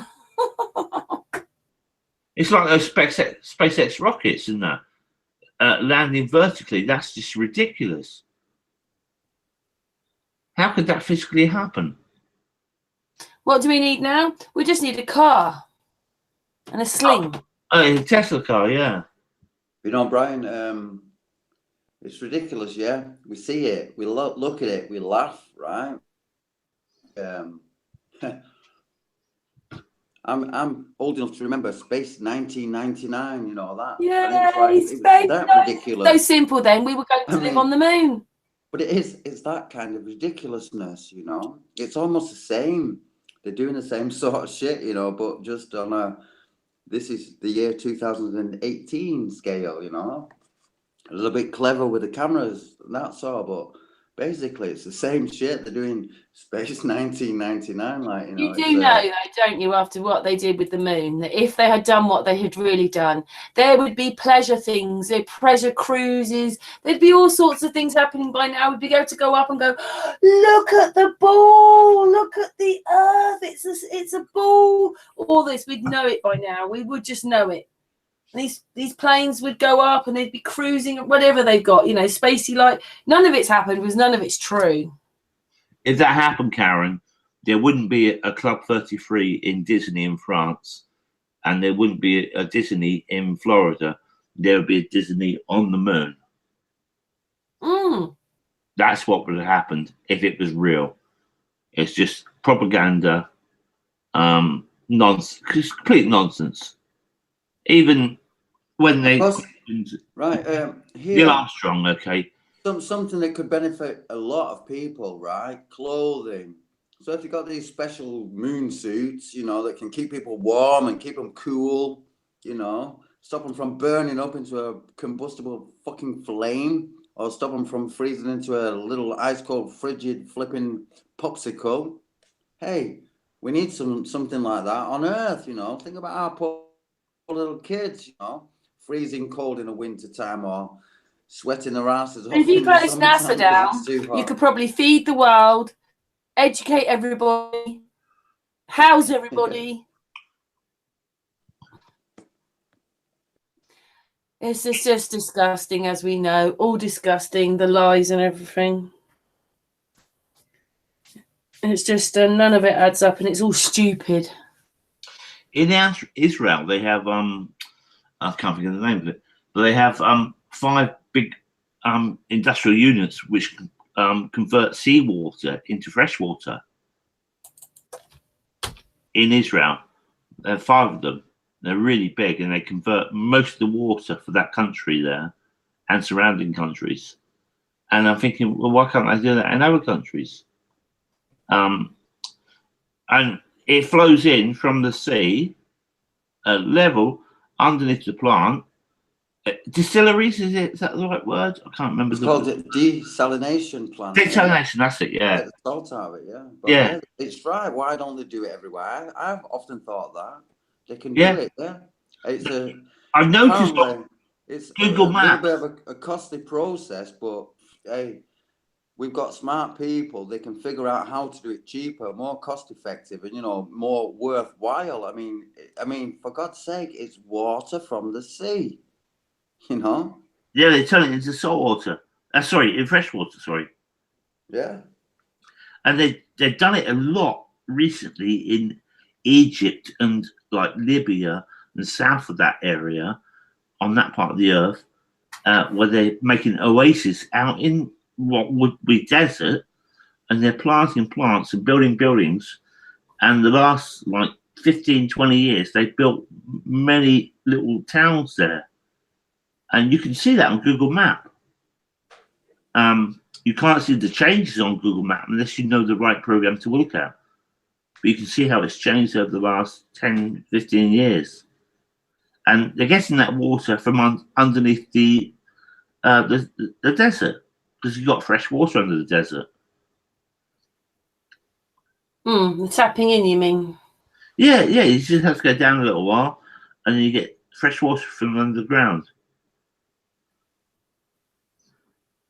In fact, the Sahara Desert holds the biggest hoard of fresh water underneath the sand, apparently. So I read. I was writing something in the chat room. That's okay. Can I just say that we have been going now for 3.5 hours? It's quite. Do you have anything else you want to say, Brian? Because we haven't seen you for a little while. No, I'm okay, mate. Sorry, should call you mate. Should call you love, really. No, I'm fine, thank you. It's all right. No, I'm really happy. I'm pleased with what you do. You do a good job. I love your channel, and I'm pleased to be a part of it. Shall I let you into a little secret? Who's Yes, coming on Wednesday? Tell me all. Have a guess who's coming on Wednesday. Let me think. It must be Vincent. Oh no, lovely Vinny. No, well, he might come on, but it's not really him. It's someone else. Mushroom Viz. Oh no, he's lovely. He's taking a little bit of a break at the moment because he's done so many podcasts. He's a bit tired, really. Okay, I'm still guessing. Sorry. Do you want me to tell you, everybody in the chat room, who's coming on Wednesday? I'm excited. Albert Einstein. Brian Cox. Oh my God, no. Sorry, that's a joke. Bill Nye, the flipping science guy, is it? Billy boy. No. Hot potatoes. Well, Patricia Steer. No, it's not Patricia Steer. Bill, what's his name? What's his name? Can't think of his name. Suspicious Observers. No. Shall I tell you who it is? Okay. We've got Brian Forrester's coming on for a while. Oh, I like him. The guy on the beach. Yeah, the guy on the beach. Yeah, on Wednesday, he's coming on Sun and Moon for a little bit. Brian Forrester. Yeah. So I'm really looking forward to that. And he does believe in God, which is good.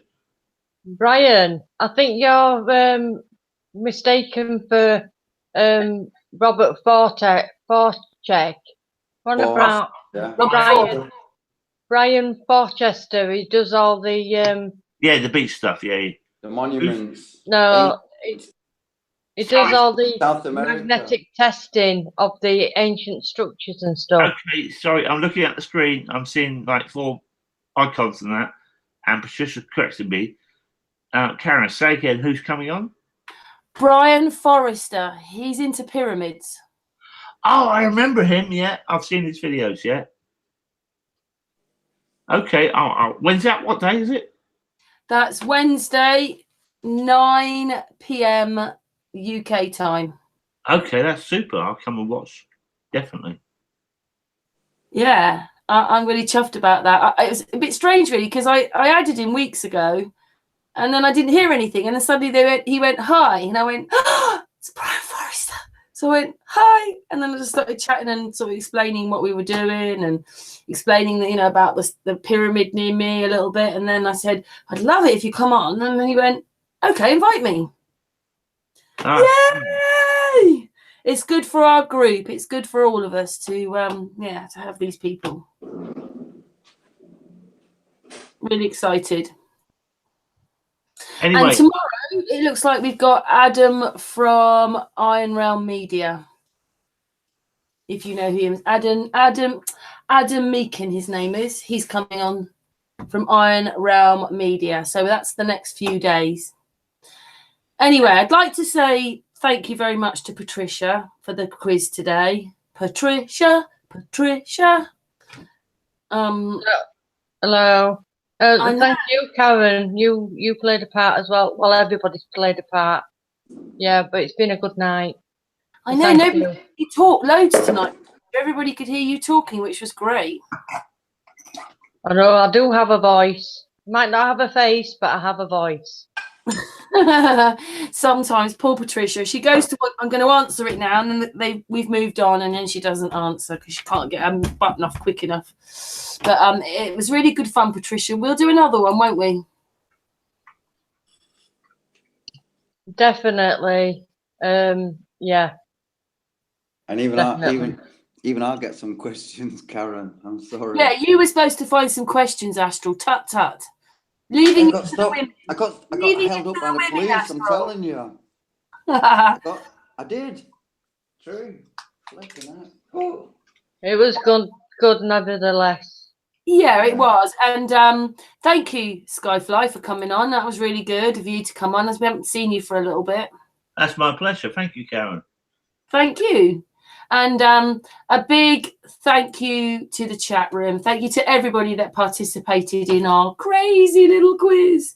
I hope everybody's enjoyed themselves. As I said, we're back tomorrow with Adam from Iron Realm Media. And on Wednesday, we've got Brian Forrester. So I'm really chuffed about that. Anyway, it's a big mwah from us, and good night to everybody. And we'll see you tomorrow. So bye, everybody. Thank you, everyone. Bye, everybody. I love you all. Thank you.